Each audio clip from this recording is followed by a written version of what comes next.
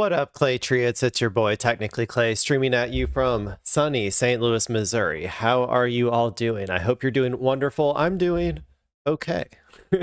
We'll get into that a little bit later. Yeah, so it's a great day here though. I hope if you're, if it's a great day where you are, you had a chance to go outside, touch some grass, as I like to say. It's always good. Since the last time you saw me, I raided with my guild. We already got ahead of the curve. Like, this is in World of Warcraft. We already got ahead of the curve like 2 weeks ago, I think, at this point.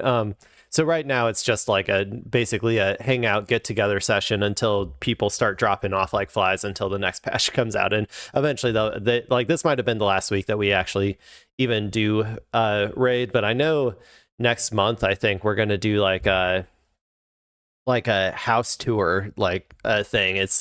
Which should be really fun, like with my guild. It sounds like he wants us to do like a crib style, like our guild leader wants us to do like a crib style, like show you around the house or whatever. Because this is the first expansion that has like player housing. So I'm gonna be honest, I haven't dug that deep into player housing. I tried it out at the very beginning. I'm gonna need to redo my entire house if I barely touched it, to be honest. So if I'm gonna do that, but at least I got like a month to do that. So then besides that, I played some video games. Well, actually, after I raid, I think I just went to bed. Yeah. And then I woke up, went to work. I did work out today. Today's my optional day. I did, just some extra muscles that I don't really think I hit that great now that I've moved to an upper lower split. So it was just like upper traps, bicep and tricep, and then some lower ab work, and that was about it. It was very easy. If I ever skip one of those days, like, just put me down.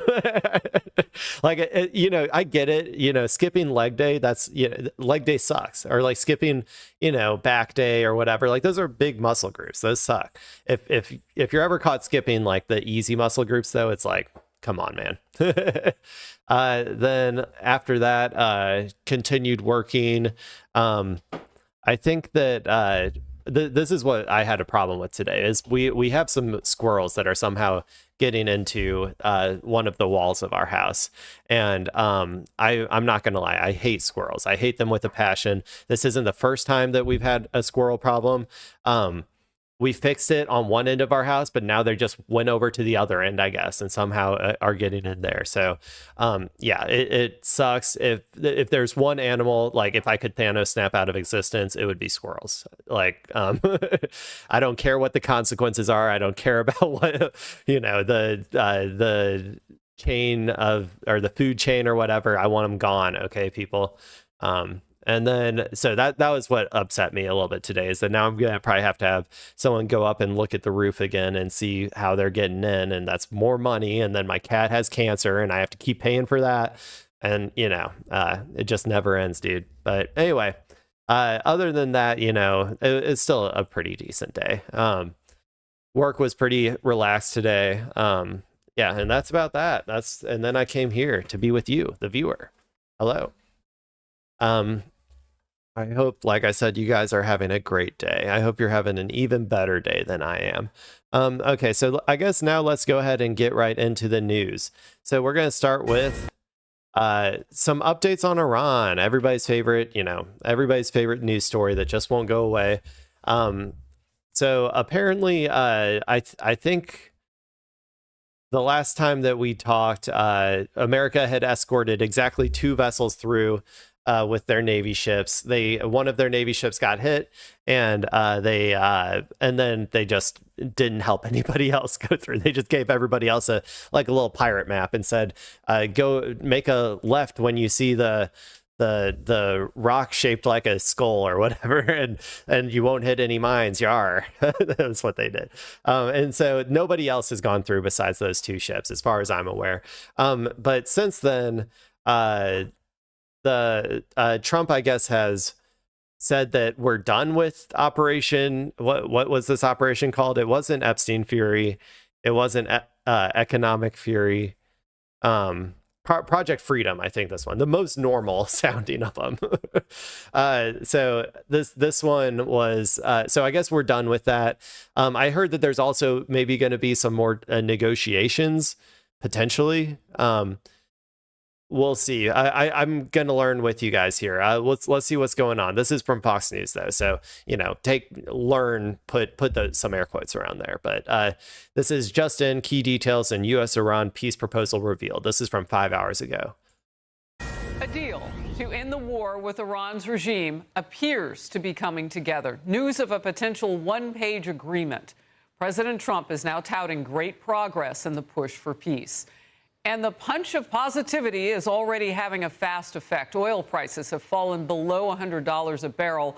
Markets are soaring right now. My team may pop. Dude, I mean, they really need to just wait till it actually happens. I'm so tired of Trump just manipulating the markets with like whatever words he puts out that week.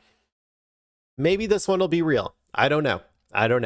Maybe this one will be real, or maybe it'll be another classic Trump pump fake, and he's going to end up bombing them this weekend. Who knows? Like, we'll find out, I guess. But it's like every single time that he opens his mouth, the stock markets are like, yes, thank God. It's like they're like gasping for breath. They're looking for anything that they could possibly see as a positive improvement, and they will just instantaneously spike up even further than where they would be just like normally. It's so crazy, man. The Brent crude, like the actual oil situation, those numbers have been a little bit more accurate, but they still have like a lot of, I think, hopium baked into those numbers as well. I urge all these people to like be a little bit more skeptical of whether this is actually going to end here or not. We don't know. At least not as far as I know. We don't know for sure yet. Pop that up as I'm talking about it. But it's impressive how quickly that response was. And those oil prices will eventually hit gasoline on the market. I mean, all of this is positive. Let's see how long this. In like a month or two, once the shortages are done. Like there's countries in Asia that literally have shortages of oil right now, where you're not allowed to drive on like Tuesday, Wednesday, Thursday. I think that the prices will come down eventually for the consumer, but I don't think it'll be that fast necessarily. Also, everybody knows that companies love to, like, they love raising the price, but they hate lowering the price. So they would like to, make some super ultra profits during that time when the margins are a little bit higher, when the price of their input goes down, but the actual, but they still maintain their higher price. So unless Trump wants to price control that, which I don't know, maybe he will. Holds. Iran is expected to respond within hours, so that deadline on them is tight. I'm Harris Faulkner. You are in the Faulkner Focus. President Trump posted this on his Truth Social earlier this morning. Falk me harder. Sorry. I'm so immature. Assuming Iran agrees to give what has been agreed to, which is perhaps a big assumption, the already legendary epic fury will be at an end, and the highly effective blockade will allow the Hormuz Strait to be open to all, including Iran. If they don't agree, the bombing starts. And this. What was that?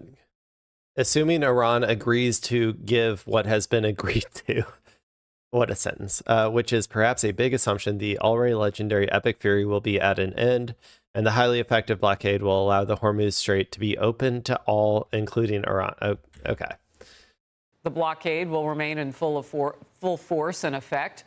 Project Freedom, the movement of ships through the Strait of Hormuz, will be paused for a short period of time. Secretary of State Rubio with this on the military phase of the war. He said this late yesterday.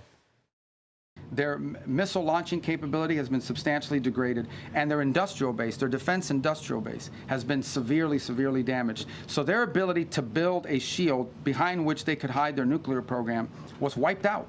That's a very substantial achievement, and that was the purpose of this operation from day one. Their nuclear material in order for this war to end. Well, that's one of the topics that needs to be discussed. I don't know about. I think you're linking it. The operation is over. Epic Fury, as the president notified Congress, we're done with that stage of it. Operation Epic Fury. I mean, some of this is all just semantics games that they're playing to get around the war powers resolution, right? Like, technically, after 60 days, the president is supposed to well, really, before a president decides to go to war, they're supposed to get authorization for Congress. But under, specific circumstances, the courts, I think, have allowed presidents to, engage in some military actions without congressional approval up to 60 days, at which point they need it. And so this is all just semantic, shenanigans to get around that requirement. But I mean, we're already at the point where like laws don't really matter anymore. So it's like, they're really just like, I think they're just saving themselves the hassle. Like they're saving themselves the paperwork, like, so that they don't have to like, they probably just think it would be annoying to defend it in court at this point, but they're just going to keep doing it anyway. Is concluded. We achieved the objectives of that operation. I'm not going to, we're not cheering for an additional situation to occur. We would prefer the path of peace. What the president would prefer is a deal. Retired four-star Air Force General Charles Wald will be with me in moments. First, let's go to Peter Doocy at the White House, where the news is moving very fast. Peter. Very fast, Harris, and you were just talking about this. We've got the details of this 14-point plan, according to Axios. Under the banner, U.S. and Iran closing in on one-page memo to end the war. We've got these: a 5-year ban on nuclear enrichment, which would be less than the 20-year ban President Trump previously said he didn't like. There would be limits of 4. Okay, 5 exclusive. U.S. and Iran closing in on one-page memo to end war, officials say. Key provisions. Okay, 5-year ban on I'll let him read them all, I guess, and then I'll try to give my analysis. Enrichment after that. There would be a ban on underground nuclear facilities, a vow to never seek a nuclear weapon, commitment to enhanced nuclear inspections, and an end to restrictions on travel through the Strait of Hormuz. So if those are the key things, okay, 5-year ban on nuclear enrichment, limits of 4% after that. I don't know what that means, right? Like they already have enriched nuclear, like uranium or whatever, up to 60%. So I don't know if that means like you get rid of all of that and then you then have a 5-year ban on enriching anymore, because limits of 4%, like how is that possible if you already have 60% or whatever? So I think Iran would be willing to dilute their stuff back down to 20%, the same as the JCPOA probably. I don't know if they would go to 4%. That seems a little ridiculous. Ban on underground nuclear facilities, they're never going to do that. No, that's not gonna be in the final proposal. Vow to never seek a nuclear weapon. Okay, sure. I bet, well, to be honest, like Iran historically hasn't wanted a nuclear weapon. Now they might have a different calculus, so I'm assuming that maybe they might actually, but if anything, that would be the one thing that like they would definitely be willing to do, I think, because in general, I don't even think they wanted one. Technically, it's against God if you ascribe to the fatwa or whatever, which is a religious law in Iran. To build a nuke. So commitment to enhanced nuclear inspections. So just JCPOA stuff, having the, IAEA, the International Atomic Energy Agency, come in and do their inspections again. They'll probably allow it. I would like, if I were Iran, I would not want the IAEA coming near my facilities whatsoever, considering that they are basically just a Mossad spy agency. Like they're just like going in, they're documenting all the names of all the nuclear scientists who work there, and then they just give a call to their Mossad handler to be like, okay, here's the names and here's where they live, and then at some point in the future, Israel will assassinate them all in a new package of war crimes that they prepare. So, but they might allow that though still. Into restrictions, travel through the strait. That one is, the wording of that one makes me feel like maybe they'll allow that, but that'll probably end up meaning like Iran controls the strait, right? And Iran may set up a tolling system. We'll see if there's any more information after this about like the tolling and the sanctions relief, because I've heard some information that they're going to be doing some potentially some sort of sanctions relief. But yeah, that's my analysis on those 5 key provisions, at least. President Trump, though, is telling the New York Post it's too soon right now to schedule a new round of in-person talks with Iran. So this is a very high-stakes game of telephone, still led by Steve Witkoff and Jared Kushner. Dude, take him out. Put somebody in. Put someone else in. You can't have those goobers who bungled the entire initial they bungled the entire initial negotiations that led us into this mess. You can't keep them in. I know that, like, in reality, like, this war was planned from the start to happen. It's been planned for 40 years to happen. And so, like, really they were just doing their job. They were playing their part as puppets of empire. But if you want to actually get a deal, you need to send in some serious people and not your fucking son-in-law and Witkoff. Like, you need someone smart, please, dear God. Put me in, coach. Like, I could probably negotiate better than they could. I'm not always going to be one, but if there's a real diplomatic path and we continue to explore it, Steve and Jared are working on that very hard. If there is one there, it could be one that leads them to reconstruction, to prosperity, and to stability, and to not posing a threat to the world. The alternative is growing isolation, economic collapse, and ultimately total defeat. Is he talking about them or us? Because right now it's feeling like he's talking about us. I don't know how many Iranian leaders who ordered protesters a couple months ago murdered are still there, but a separate piece of this puzzle is avoiding future slaughter of protesters by arming them. What? Do you plan to arm them soon? Well, I don't want to say that, but yeah, I mean, people say, why aren't they protesting? They want to protest, but they don't have any guns. So you could have 200,000 people protesting and have 5 or 6 sick people with guns, and when they start shooting them right. First and foremost, let's be completely real with ourselves. Israel definitely armed all of those protesters before. Like, they were armed. Like, that is why they needed to be put down. Like, I mean, if you're, I'm not saying all of them necessarily, but a lot of them were, like, essentially engaging in violent acts against the government, right? Like, they were trying to agitate for a coup, essentially. And I don't necessarily think they need to be, like, gunned down or whatever, but they definitely need to be, like, disciplined and have their guns taken away from them or whatever. So even if you decide, though, to flood the entire country with a whole bunch of guns, I don't think it's going to work, man. In general, since the war has started, the solidarity around the Iranian people has grown like 100-fold. Like, they are much more on board with their government. They are much more on board with the IRGC. And I'm not saying that'll last forever, but at this point in time, if you just, like, like, ship a whole bunch of guns into the country, in my opinion, they would probably almost all end up in the hands of the IRGC. So it's basically just a free handout to them. So that's a stupid decision. If they do that, I don't know. I just don't, like, they're not going to get what they want. So I guess I don't really care that much. It really would just be like a handout of, like, free guns to Iran. But yeah. Between the eyes. And Reuters is reporting in a bulletin that just crossed that the Israelis did not know folks here at the White House were so close to a deal, if that is in fact where we are, so close to a deal.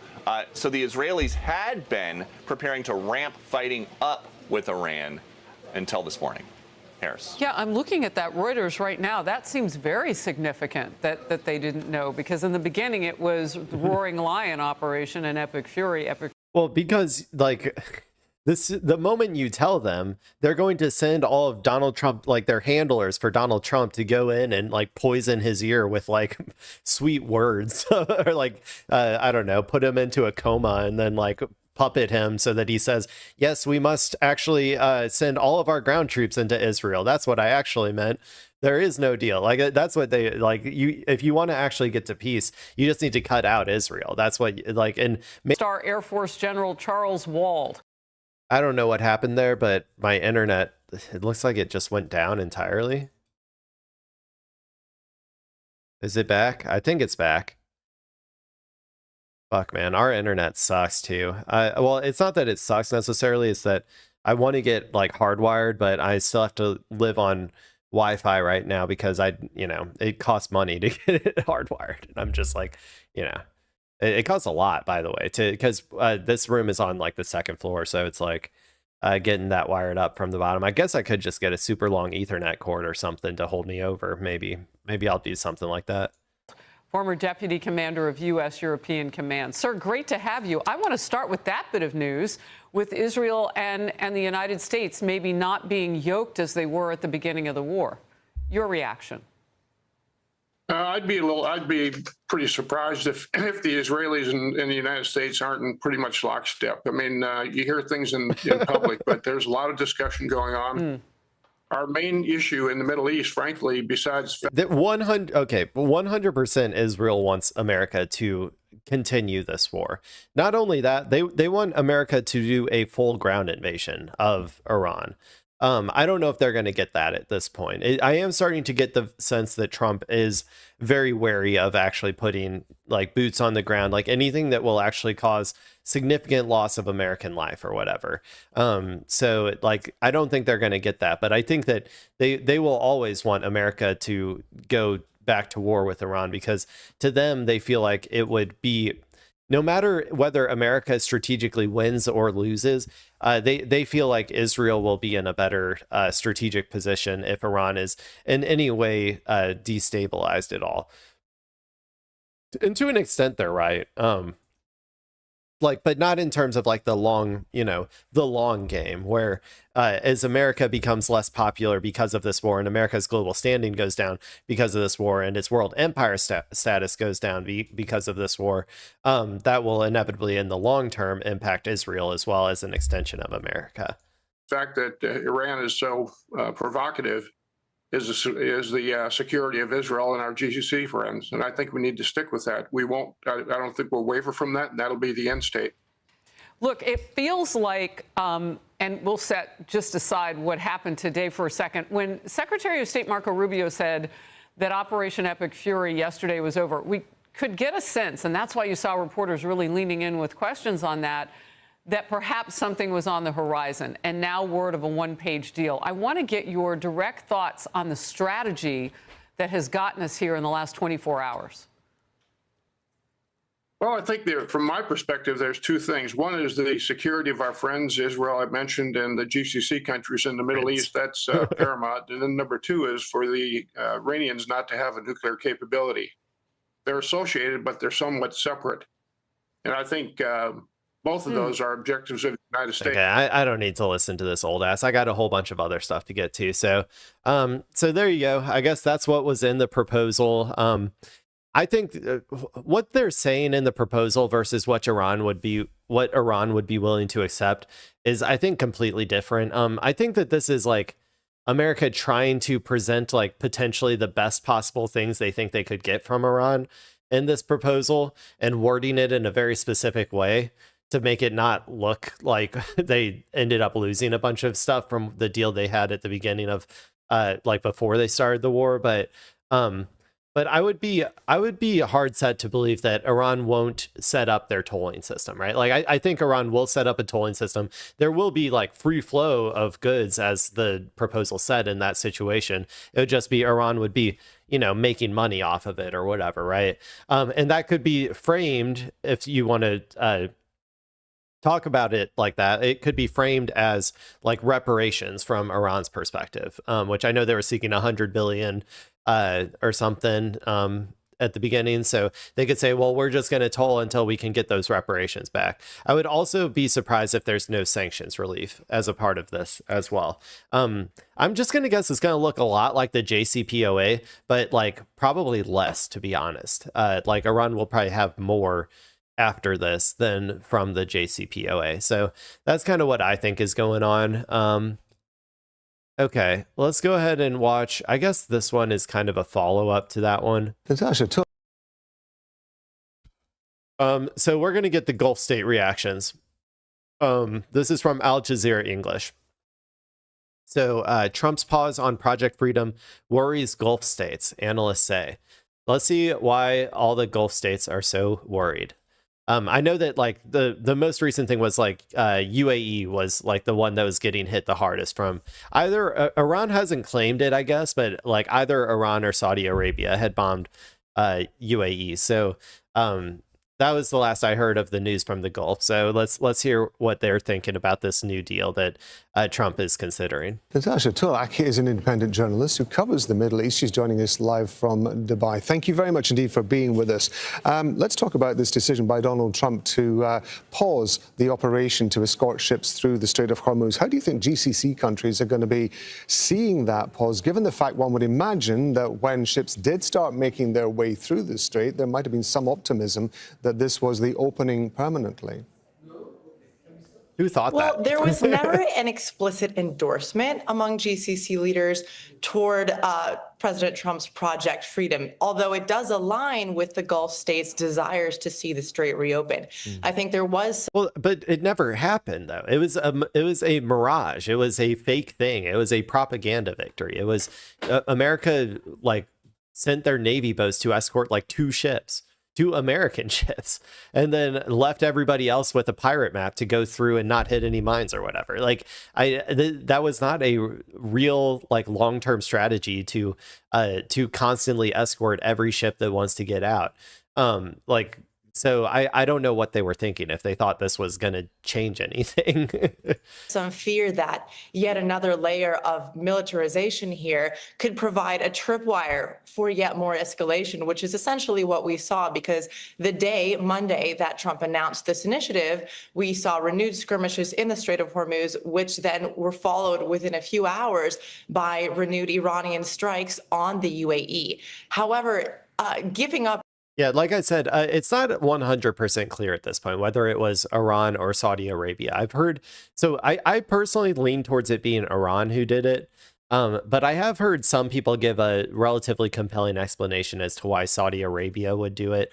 So I would just say take it with a grain of salt when they say Iran did that one. Or, well, let's say pausing the initiative within about a day suggests that Trump may not have the stomach to continue this. And I think there is fear among Gulf capitals that the mindset in Tehran is that, oh, this escalation may be paying off because President Trump is so keen to extricate himself from the conflict that he may just sort of dismiss some of these strikes. I mean, his response to the Iranian strikes on the UAE were quite lackluster. That's what I said yesterday. Is there and they can continue pushing that to see how far they can go, to see what Trump's willingness to actually get back into the war would be. I also don't think Iran cares that much if America decides to go back into a hot war, because they think that they can outlast them probably in an even better situation during a hot war than in this current trade or it's still a war because they're still blockading stuff or whatever, but it's more of an economic war right now. Describe them as minor.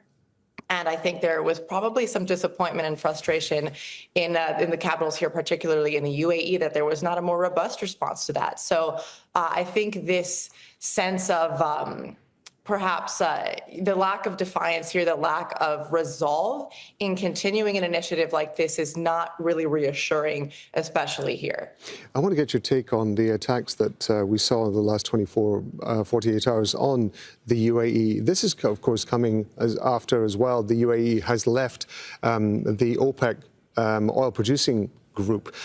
Is these attacks by Iran, do you think that they are only in response to what has been happening in the Strait of Hormuz, or is there a wider issue here? Is there an element where Iran might be trying to see what the reaction of the other Gulf nations would be if the UAE is attacked? It's definitely possible that Iran is pressing on some of these fault lines to see where it can cause wider cracks. As you mentioned, the UAE leaving OPEC, the timing of that quite striking, announcing that departure on the day that Yeah, OPEC is just people call it the oil cartel or whatever, but it's the group of leaders amongst these various countries all getting together and deciding how much oil to let into the market in order to essentially price manipulate and keep prices high so that they can make more money. That's basically the purpose of OPEC. So the UAE leaving OPEC means that they want to start selling oil on their own, essentially, which is like going to piss off like Saudi Arabia and them, which is kind of why I think like there's that possibility that Saudi Arabia did this to punish the UAE. But don't get me wrong, though, Iran hates the UAE as well. And in fact, I think most Gulf states don't like the UAE that much, or at least the people of those Gulf states don't, because the UAE is so closely tied to Israel. I think the UAE is really trying to position itself in America's eyes as like just another Israel, just another complicit like client state that America can use to, attack all the various countries in the region and they want to get the same treatment that Israel does. But that's a stupid idea to do, because Israel is a very unique circumstance. America's relationship to Israel is not like America's relationship to any other country. I always say like they're the one true ally. Like they are the only ally that we truly care about. And there's a lot of things that go into it. It's a very, the aftermath of the Holocaust, the Christian Zionist movement that followed, the large amount of Christian Zionists inside of the churches of America, right? Having some sort of tie to Israel, like emotional tie or whatever, historically, right? The America allowing, billions upon billions of dollars of foreign influence campaigns to like invade their politics, like through AIPAC and lobbying efforts and all that stuff. Like all of this took, it was very unique to a particular circumstance and took decades to formulate. And so if the UAE thinks they're going to get some sort of similar special treatment from America, it's not going to happen. Like it's just not. So that, I don't know. So anyway, the UAE is also just, I think, generally unpopular when compared to the people of the various Gulf states. I don't know exactly how the leaders of those states feel about it, though. GCC states were meant to meet in Riyadh and project an image of unity. Actually, Anwar Gargash, a senior UAE official, the senior diplomatic advisor to the president, recently described the GCC's collective position as, quote, the weakest in history. There has been a lot of frustration expressed from Abu Dhabi toward its Gulf Arab neighbors at what it believes is a lack of support, given that the UAE has received the highest volume of Iranian attacks over the course of this war. And Iran has become more vocal than ever in criticizing and calling out the UAE specifically, accusing it of, quote, inappropriate behavior, of aligning with its aggressors, of aligning, with Israel and the U.S. Meanwhile, the UAE's alignment with Israel and when it comes to defense technologies and investment has become more evident. So I think it is definitely within the realm of they are 100% aligned with Israel, for sure, 100%. Out of all of the Gulf states, they are the most aligned with Israel. Possibility that Tehran is looking to pressure those fault lines to see where it can take advantage of some of that fragmentation and create further divides there. I want to get your thoughts on the ceasefire. It seems to have come down to two significant issues, the Strait of Hormuz and the nuclear deal. But from the Gulf nations' point of view, one would imagine that their greater concern is actually Iran's missile and drone capability, because, of course, that is what affected the Gulf states the most over the last several weeks. Yet we're not hearing a great deal about that. Do you think that there is a concern amongst the GCC countries that is being put to one side? That is. Sorry, one sec. I was multitasking. Because, of course, that is what affected the Gulf states the most. One would imagine that their greater concern is actually Iran's missile and drone capability, because, of course, that is what affected the Gulf states the most over the last several weeks. Yet we're not hearing a great deal about that. Do you think that there is a concern amongst the GCC countries that is being put to one side, that is being deprioritized against the Strait of Hormuz and the nuclear program? There may be. Now, I do want to stress that the Strait of Hormuz is a key concern for the GCC states. It's crucial for their economies, and they do not want to see a world in which Iran is the gatekeeper of that vital waterway. They also don't want to see a world where World's there's already permanent here. U.S. militarization there. But to your point about the missiles and drones, absolutely. This is, these countries here in the Arab Gulf are on the front lines of anytime there's an escalation, as we've seen, the blowback immediately hit. What they should be realizing now is that America is incapable of doing anything about that. In the same way they're incapable of doing anything about the Strait of Hormuz. There's nothing America can do, and therefore there's nothing that they can do about it. They should really, at this point, they should be recalculating as to, like, why are they even aligning with America then?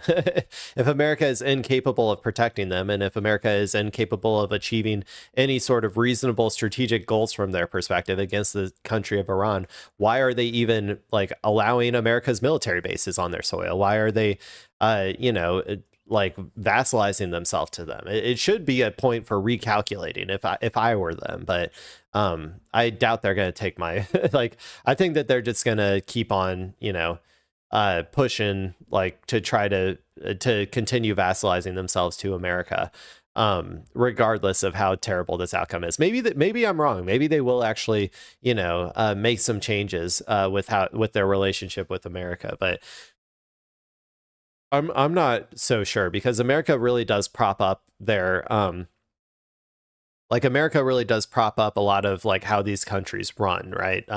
With their, like, as, like, tax havens for, like, rich pedo billionaires to go over and exploit the slave laborers or whatever. Like, that's like how a lot of them are set up to run. And so they and also America backstops the monarchies of these various countries from like revolutionary fervor in the streets coming to try and take them on. So I don't know. I don't have a whole lot of faith that they're going to change any of their actual calculus here, but maybe they might.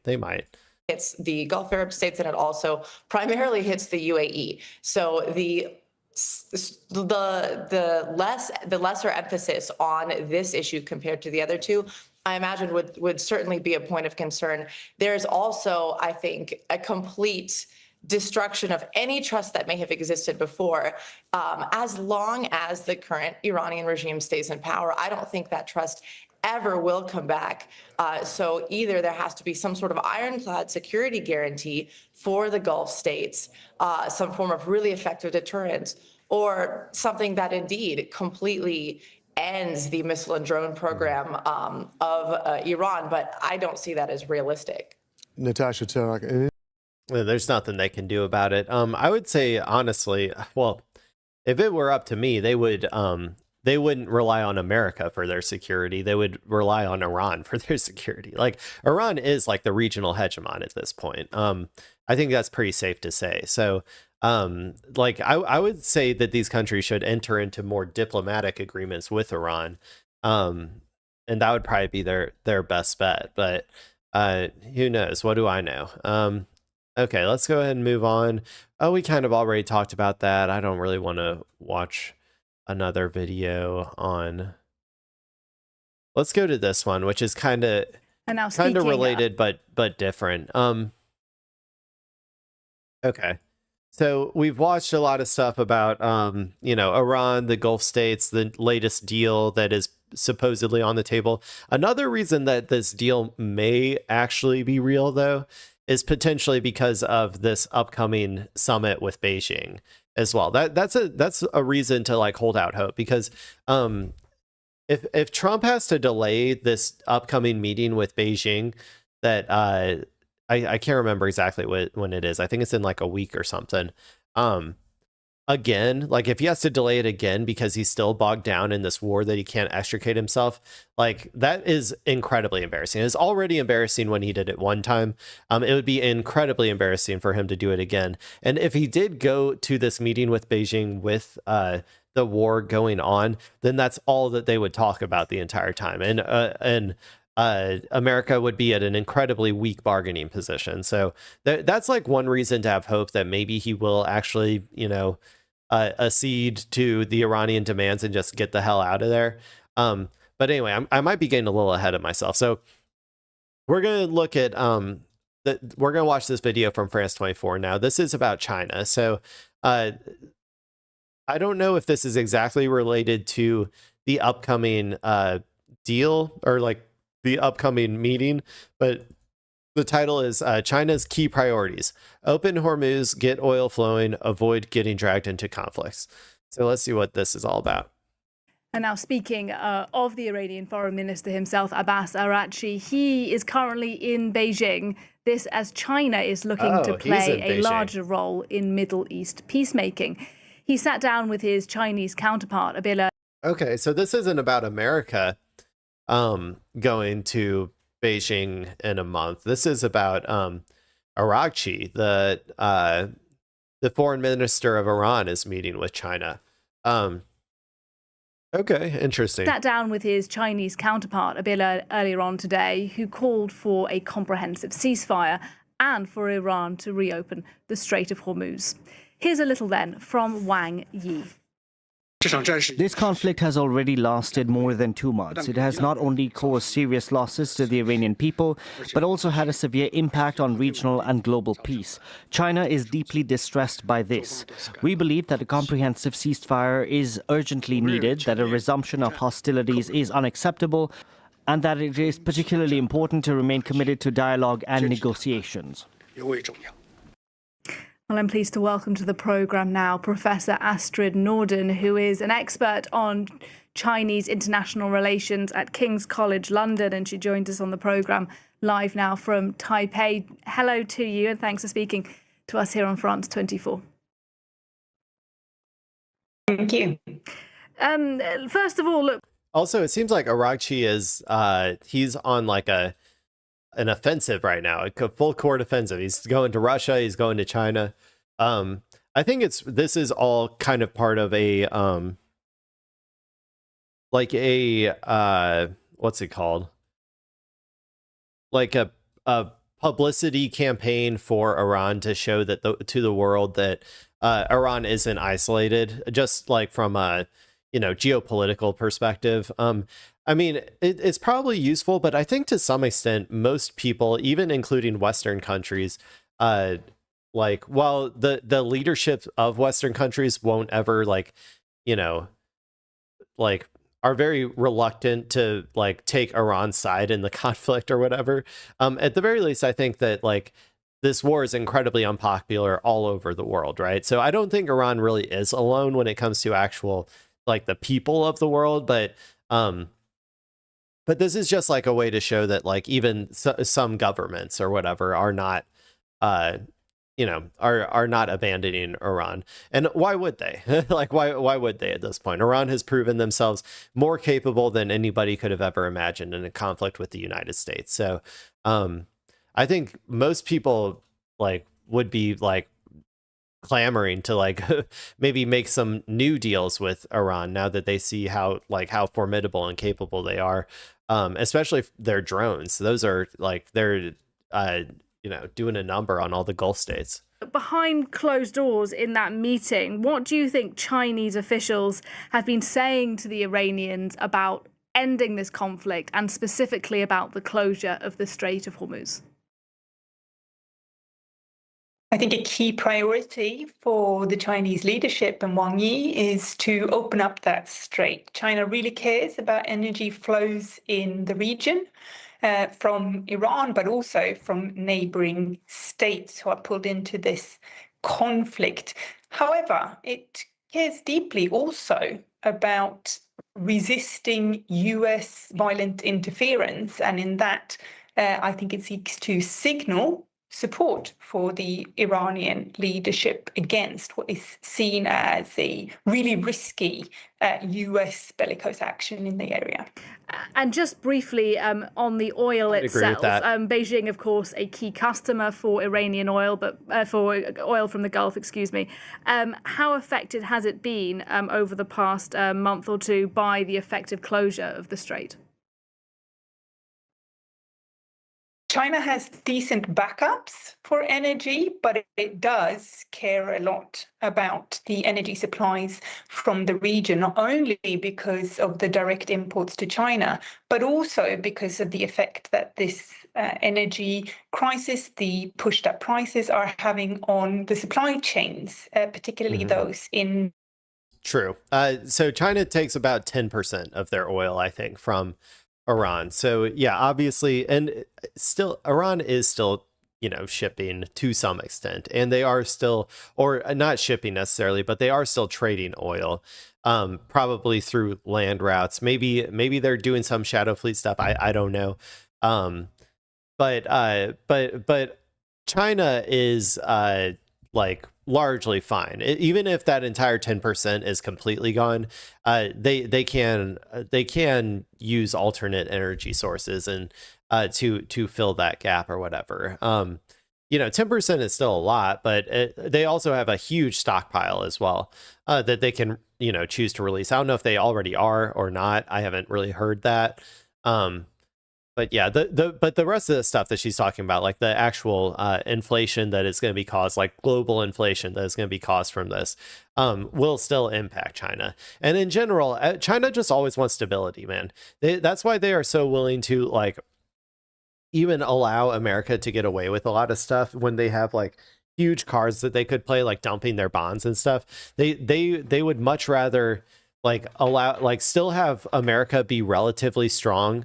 And doing like all the American empire stuff, as long as it means that they can still keep trading like the way that they want to. China might have to play their part in getting America to do that, but I don't know though. Neighboring countries in East and Southeast Asia. So Beijing has a big, strong interest in getting that oil flowing out of the region, but again, not at any price. Okay, so if we zoom out a little bit then, how close or not would you say the relationship is at the moment between the government of President Xi Jinping of China and this Iranian regime? I think the principal thing that Beijing wants is a stable regime in the region, and it sees the current Iranian leadership as the best bet for having that. I think part of Araghchi's aim in China is to signal good intent, be clear about Iranian resolve, and also for Iran to clearly understand Beijing's priorities so that it can take those into account in appropriate ways. So I think this is a bit of a make better friends after some rocky patches in the relationship in the past, because at this point, Iran, I think, really wants China on its side. And what about relations then with Washington and the timing of this meeting with the Iranians? Because we understand, although the Chinese haven't officially confirmed it, that next week President Xi will be heading to Washington. Yes, I think, of course, the optics towards Trump and America in general is important to Xi Jinping and to Wang Yi in this equation. And I think part of what China wants to signal is that they will push back against the idea that Washington can use sanctions and force and then ask China to clean up the consequences of that. From a Chinese point of view, the reason there are these constraints on energy flows is US aggression, to which Iran is then responding. And just a final question for you. Beyond the Iran conflict itself, in your analysis, does China now want to play a more muscular, a more serious role in Middle East diplomacy? Please, China, please do it. Please do it. I just want someone other than America to take charge just for a little bit, please. I'm so tired. I'm so tired of covering all of America's atrocities across the world with their imperialist, pedo billionaire funded wars. Like I'm so tired of it. Please, just someone else take China take the wheel, please. Perhaps in places like Gaza as well. I suspect a key priority for the Chinese leadership is to not get dragged in to conflicts elsewhere in ways that it doesn't have to be. And it certainly does not want to become a US-style hegemon that is forced to invest so much abroad that it comes at the cost of China's own domestic. China, I mean, she's right. She's right. I mean, I was joking. Like, I don't think China is ever going to be an American style hegemon. Like, you know, like an imperialist hegemon, like America is. In fact, I'm very frustrated with China's lack of will to engage in like you know, any sort of actual geopolitical strategy, like for a moral cause or whatever, right? Like they're so content with the current situation, with America being, you know, bogged down in all of its world policing, while they just continue to trade max and get like, you know, incredibly you know, crazy like tier 1 cities all across the country, and like just like a booming like system of government, while America slowly dies. Like, it's so beneficial to them that they don't even want to like test the waters of like, I don't know, standing up for the Palestinians or something, which is very sad. I would prefer that they had a little bit more moral courage, considering how much power they actually do have over America. Like I kind of think I think of China as like they're just kind of cowardly. Like they're not willing to actually put like any of their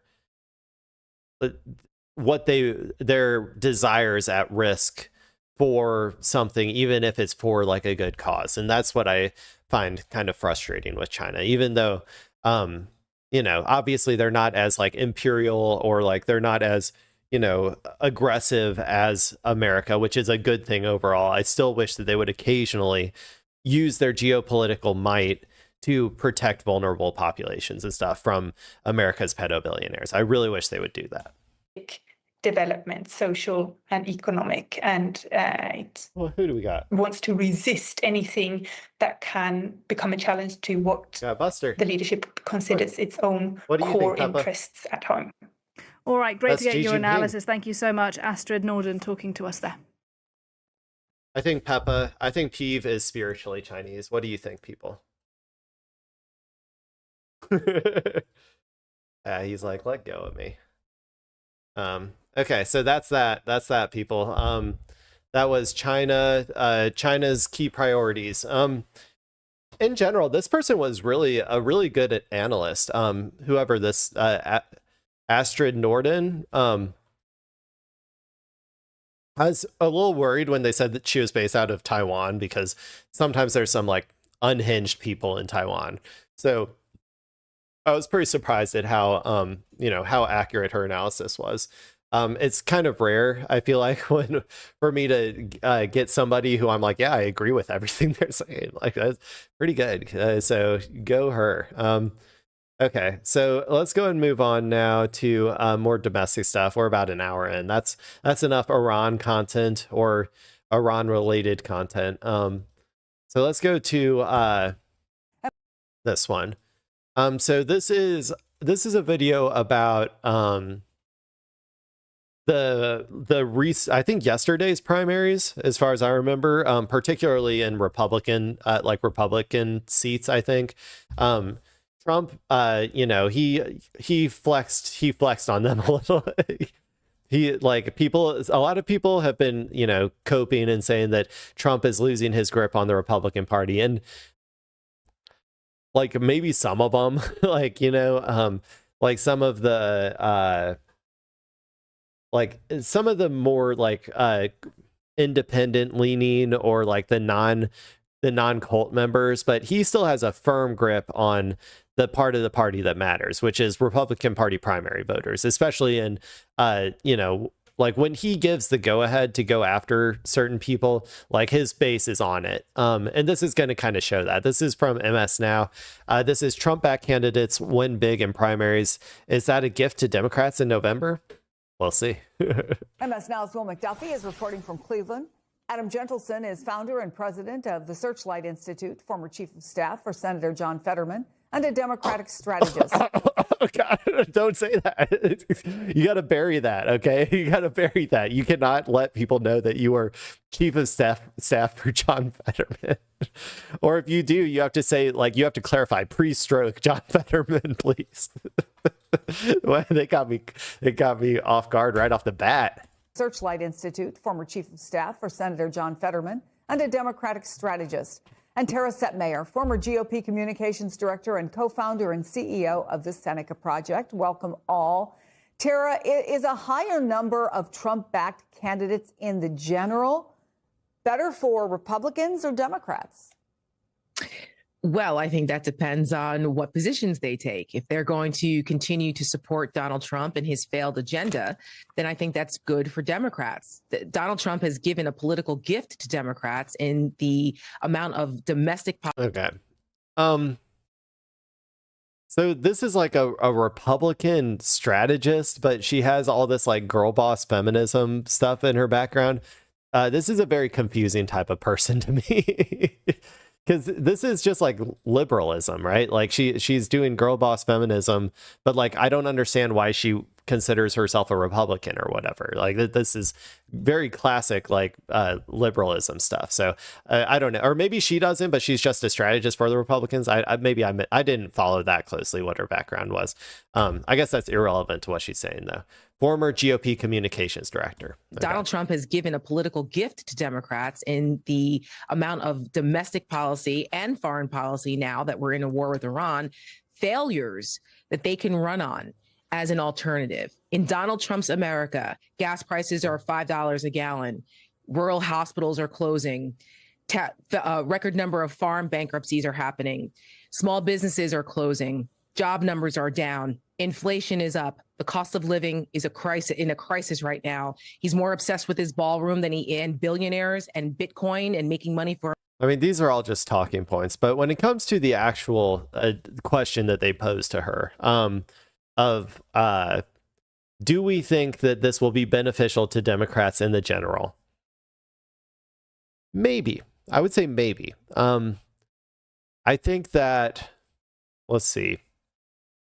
In general, like Donald Trump is like, people hate him right now, right? It's like 60, 40. I think it's getting even lower, right? Like 65-35, maybe even 70-30 at this point.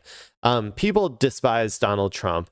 So if these people are going to win in the general, I do think to some extent they have to distance themselves from Trump. But I guess what I would question is, so there's always the question, like most Republicans, they say that they're flipping, or they say that like they're never going to vote Republican again. But then a lot of times they actually do. Like, so that's one thing to keep in mind. So I don't know if they will care that much if it's a Donald Trump pick or not. I think a lot of these people might just go right back to voting for them. But maybe not. But like maybe the independents and stuff, and the like, you know, the more like Democrat curious people might actually be like, I guess what I would say is I feel like whether it's Donald Trump or the Republican Party is kind of irrelevant. But like maybe people think that they can pin it all on Donald Trump and that the Republicans can get off scot-free as well. This is a complex question, I guess. So I would say it's like 50-50 to me whether this will actually help the Democrats for these people to have been handpicked by Donald Trump to be like the primary winners, like in the general election. I'm 50-50. Sorry for all of that analysis to end up on like, I don't know, you know, like, okay. For himself, while the average American suffers. This is what Donald Trump's America looks like. And Republicans have to defend this record. So for Democrats, as long as they stay on message and they're able to provide the blame on Republicans for what they have done, and then provide the alternative as the non-chaos, pro-democracy, pro-freedom, let's help the American people and not have this corruption candidates, then they have a great chance at winning. But they have to. I would argue more so they need to actually, like, I think they need to actually win over those people that are like, and I don't think that like going on a pro-democracy ticket is going to do anything. I think they need to be pro-working class. They need to signal to these people, to these disaffected Trump voters, that they actually are an outsider, and Trump is actually just the same old, right? He's the same old Republican of yesteryear, getting us into foreign wars and all that sort of stuff. Austerity, making your life worse, taxing, funneling all your tax dollars up to the billionaires. Just go out with a message of populism and for the working class, and I think that you can win over these people. If you just go out there on we're going to bring everything, we're going to go straight back to third way neoliberalism. Like, that's what we want. We want centrism, and we're going back to third way neoliberalism. I don't think that's going to be a winning message. So that would be my suggestion to them. To stay on message. Well, Adam, I think it's hard to argue anything but that Trump's base is still with him, right? He showed the power of his endorsement. Having said that, does the picture change and potentially change significantly when you're looking at a general election race, if it's anywhere near contested? Yeah, I mean, Trump having this level of control over his base is, I would argue, going to be a good thing for Democrats in November because it traps Republicans between a rock and a hard place, right? Trump's numbers are down across the board. He is unpopular with just about every segment of the U.S. population except his base. And so what I'm just not so sure. I think that a lot of these people are going to be looking for any excuse to continue voting for the Republican. Like, all of these normal Republican voters are likely going to continue being Republican voters. It's more about the independents, I guess, which maybe they will be opposed to it just because. But I don't know if it'll have anything to do because Trump endorsed them or because they just are, the economy sucks and they know that like Republicans are in charge. So yeah. What that means is, the only way to survive I guess what I'm saying is here's my analysis. I don't think that whether Trump handpicked these candidates, or they are more MAGA or not, really will make a difference, I guess, is what I would say. I think that in general, people's assessment on whether they're going to vote is going to be primarily based on their economic conditions and tying that to the Republican Party as a whole, as opposed to Donald Trump, the boogeyman. Like that's what I would say, I think.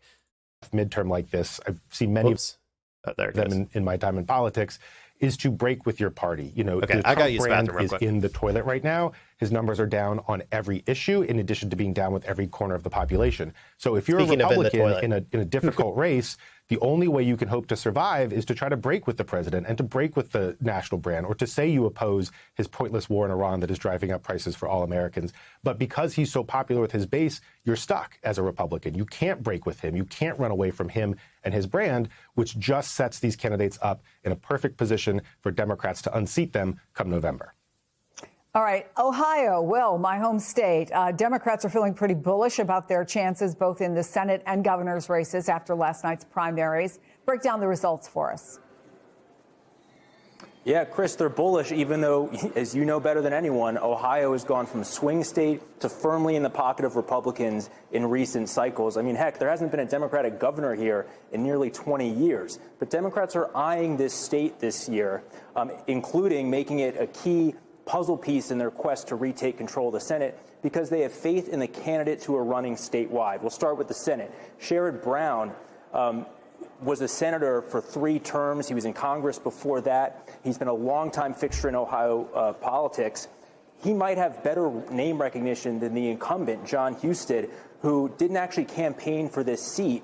He was put there by Governor Mike DeWine to fill the rest of J.D. Vance's term when Vance was tapped as vice president. And then on the governor's side, Amy Acton was the state health director during COVID. She's going up against Vivek Ramaswamy, who has a lot of money. He has the support of MAGA, but he's also a polarizing figure, Chris. So, Tara, Amy Acton, the Democratic nominee for governor in Ohio, spoke to MS Now, and she told us that she's seeing a movement of people who just basically want change. Here's what she said. Everywhere we go, people are showing up in record numbers. It does not know party.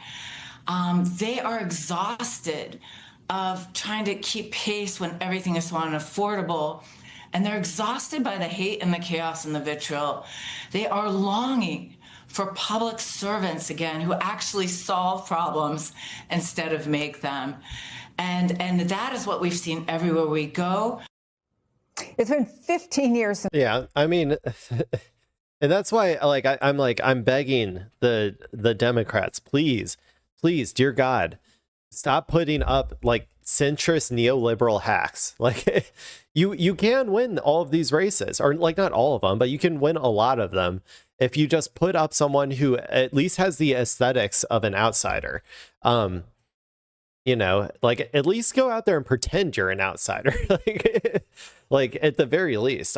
But yeah, like you need to be a populist. Like that's what you need to be. You need to be like, I am a man of the people, and I'm going to go in there and I'm going to you know, get rid of all of these corporate like neoliberal hacks that we have in Congress. Like that's the message that you should be putting out there. Since Ohio elected a Democratic governor, and Amy Acton would be the first woman ever elected governor. Girl boss. How much do you think Trump is going to play into the race there? Well, it depends. Right? We don't know which way the political wind is going to blow for him. He, you know, his Republican friends in Ohio, I'm sure, would like for him to spend his money there. If his numbers continue to be the way they are, he may not actually show up, but his money will. And we saw what happened in Indiana. We saw what happened in Virginia when his money did not show up. And Republicans were very upset about that. I think that Democrats need to be very careful that they don't think that Donald Trump's power, whether it's him in person, he may be toxic, but his money can go a long way. Right now, MAGA Inc. has $1 million cash on hand in the bank. That's just one super PAC on the Republican side. So Democrats need to be prepared for a full. Democrats are completely under, like they're doing terrible in terms of fundraising right now. As well, so that will play a part in it. Like that's why yeah, if you're not getting the same amount of funds that you used to get from, you know, the huge mega donors or whatever, that only leaves one option. You got to start, you know, looking for money from the, you know, the people, the masses, like grassroots style. So which would be great, because then they would, I mean, obviously they might not get as much money as the Republicans or like what they were getting from their mega donors, but at the very least they will have more incentive to like govern in a way that is beneficial to their constituents if they did that. Onslaught in November in places like Ohio, because it would be quite the embarrassment if they were to lose Ohio, given that's where JD Vance came from, and they've invested a lot in turning Ohio pretty red. But Ohio is another one of those states where the domestic policy issues are directly impacting the good people of Ohio, and it's self-inflicted by Donald Trump and Republican policies allowing that. Democrats can run on that and make sure they place the blame properly. They've got a great shot at winning Ohio back. There you go. You know, I don't want the Republicans to win, so I'm giving this advice for free to the Democratic Party. Like, please listen to me. If you want to win, you got to put out like people who at least have the aesthetics of being an outsider candidate. But preferably people who like are actual populists and will govern effectively.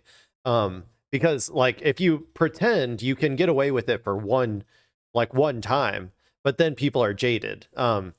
We've seen that a lot with like Biden, for instance, right? Where he, you know, he pretended to be like relatively progressive or will do these, you know, massive things like Medicare for all, and then he never does it. Like, so, but at least he won by putting out that message, you know? So he put off like Trump 2 for another 4 years. But yeah, if you want to, we just need to build actual power and start governing, like, you know, in a way that will materially impact people's lives in a positive manner. And show that we can do that as Democrats. So, okay, let's move on. Let's see here. Okay, this one's kind of long. Do I want to watch that? Let's do a couple short ones first, and I'll decide after if I want to watch that. Breaking news. Okay, so we're going to move on to this one. This is this has just happened today. And I honestly don't really know that much about it. Apparently the FBI is raiding some Democratic senator, I guess Virginia. Like FBI SWAT team and federal agents execute a massive string of raids across Virginia, targeting locations linked to State Senate President pro tempore Louise Lucas, one of the state's most powerful Democrats. So I don't know. Is this lawfare? Is this legit? I don't know. What I do know is I do not trust the DOJ whatsoever. So when we hear what they're being charged with and for what reason, I'm going to be taking that with a heavy, heavy, heavy grain of salt. We said we'd go back to this, and now we can. Federal agents are arresting people in that string of FBI raids across Virginia. This is all connected to an influential Democrat in the Commonwealth of Virginia, State Senator Louise Lucas. They are at her office executing warrants as a part of a major corruption probe. So I want to go back now to Alex Hogan, who's there. Alex. Hi, Harris. So you can still see that the FBI are behind me. We've been seeing them throughout the morning, bringing boxes in and out. They also told staff members they needed to leave the building. We heard some of those employees coming out saying that they were told they had to leave and they were not allowed back inside. I do want to give you some context of where we are. The FBI not only arriving here at this location, but also at the See, I don't know who this Louise Lucas is. So I don't know. You know, they say that she's a prominent Democrat or whatever. I don't know her, so I don't know if there's a likelihood that she did commit these crimes or not. What I will say is this: they do this shit a lot. Like they do like, or maybe they don't raid them usually, but like there was a corruption probe into. I remember there was one into Cori Bush, which went nowhere, around her like husband or something.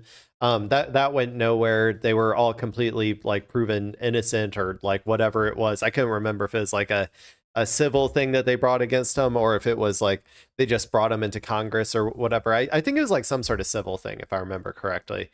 But they were found completely innocent. And then I think they're doing it right now to Ilhan Omar as well, some sort of like probe or investigation into her, which I'm sure she will be like completely exonerated as well.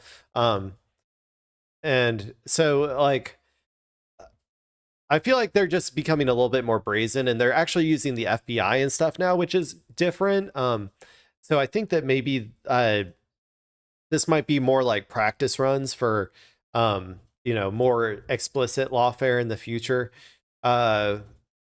So I don't know, though. I'm not sure. The cannabis dispensary just across the parking lot. Also at the dispensary, the cannabis FBI not had to leave and they were not allowed back inside. I do want to give you some context of where we are. The FBI not only arriving here at this location, but also at the dispensary, the cannabis dispensary just across the parking lot. And this is a look at what it looked like earlier today with the FBI.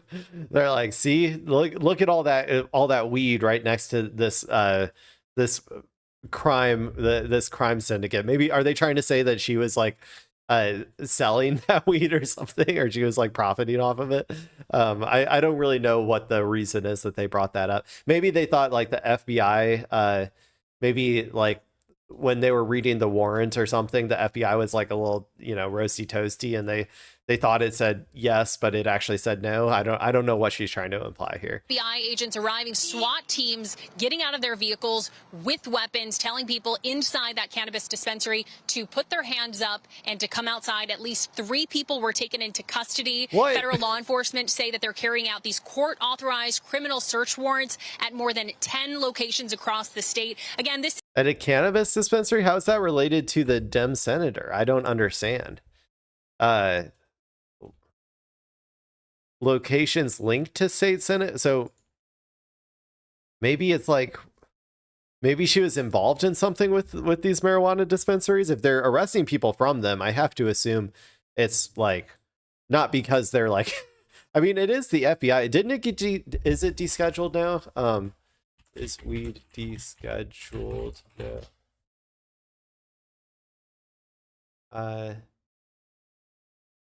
Weed is not fully descheduled at the federal level as of May 2026. However, the April 23rd, 2026, the Department of Justice officially moved marijuana from Schedule 1 to Schedule 3. Okay. So, I mean, it is, I guess, technically still illegal at the federal level. So maybe that's what they're going for. Maybe they're like, she has business with, maybe she has business with like weed dispensaries, and technically that's illegal under federal law still. Even though it's like, okay, everybody, like, it's legalized on the state level. So that would be a, you know, just a classic like gotcha move. I don't know. At least 3 people. This is all heavy speculation, by the way. I'm just trying to figure out. This is just breaking news, so I have no idea what's really going on here. Inside that cannabis dispensary to put their hands up and to come outside. At least 3 people were taken into custody. Federal law enforcement say that they're carrying out these court-authorized criminal search warrants at more than 10 locations across the state. Again, this is the state senator Louise Lucas's office behind me, but we're also learning that she is connected to this dispensary. What crime are they accused of committing? Like, is it a violent crime? Is this right here necessary? Look, this dude is pointing a gun at, like, I'm assuming I hope this isn't like a loaded, like, real gun at this guy who is like obviously completely and totally, like, he has his hands behind his back, like, head, and is walking back slowly. Like, what is the point of being this aggressive here, man? That's crazy. Senator Louise Lucas's office behind me, but we're also learning that she is connected to this dispensary here. Senator Lucas is president pro tem, meaning she's one of the highest and most powerful figures in the entire state legislature. And when she arrived here, I asked her about being here as the FBI raided these locations. Take a listen. Is there anything that they can say about what they're doing? I don't know what's going on. I just came from another point, so I'm just gonna wait until they tell me. So again, dozens of members of the FBI arriving here and being here throughout the last hour, taking boxes of documents we could imagine from the office behind me. They're also still at this cannabis dispensary. We have seen the senator circle around a couple times in her vehicle. Clearly, as we heard her say in that comment, that she doesn't know why they're here. A lot of questions for the people in the community who are coming out taking pictures, wondering again what their senator could potentially be involved with, as we're waiting to hear more information as well. Harris. All right, Alex, thank you. Keep us posted as you have great report. I'm going to be honest. I don't know. They didn't give me very much information there. So I really have no idea what's going on here. Hi, Schleifens. Yeah, it's wild. I don't know what they're doing in Virginia. Like, my guess is this is probably some sort of, like I said, some sort of like politically motivated thing, probably, where maybe she had ties to this dispensary in some way or something. I don't know. And like, because marijuana is federally illegal, maybe they're using that as an excuse to go after her. Because technically it would be breaking the law, I guess, in that regard. But I honestly have no idea. So let's go ahead and move on to, let's see. This will be and right now a House. I think this is Epstein stuff, potentially. Okay, so we're going to watch this video about Howard Lutnick. I guess, I can't remember. Did he have a connection to Epstein? 1 second.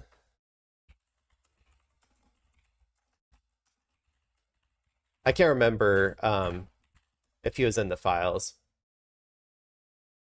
Yeah, it looks like he was potentially in the Epstein files. Oh, he visited Epstein Island. Okay, there we go. So, yeah, so this is going to be, I guess, probably related to his visit to Little St. James, I would guess. So, Howard Lutnick testifies before Key House Committee over Epstein probe.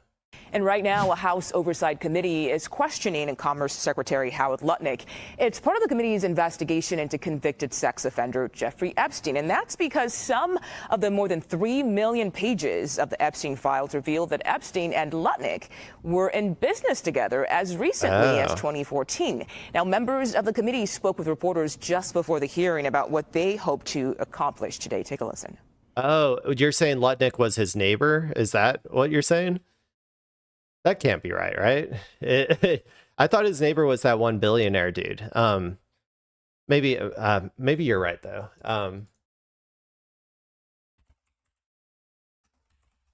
neighbor. Oh, okay. Oh, long time. You're right. You're right. Okay, now it's all coming back to me. Yeah, you're right. He was the next door neighbor. He was the one who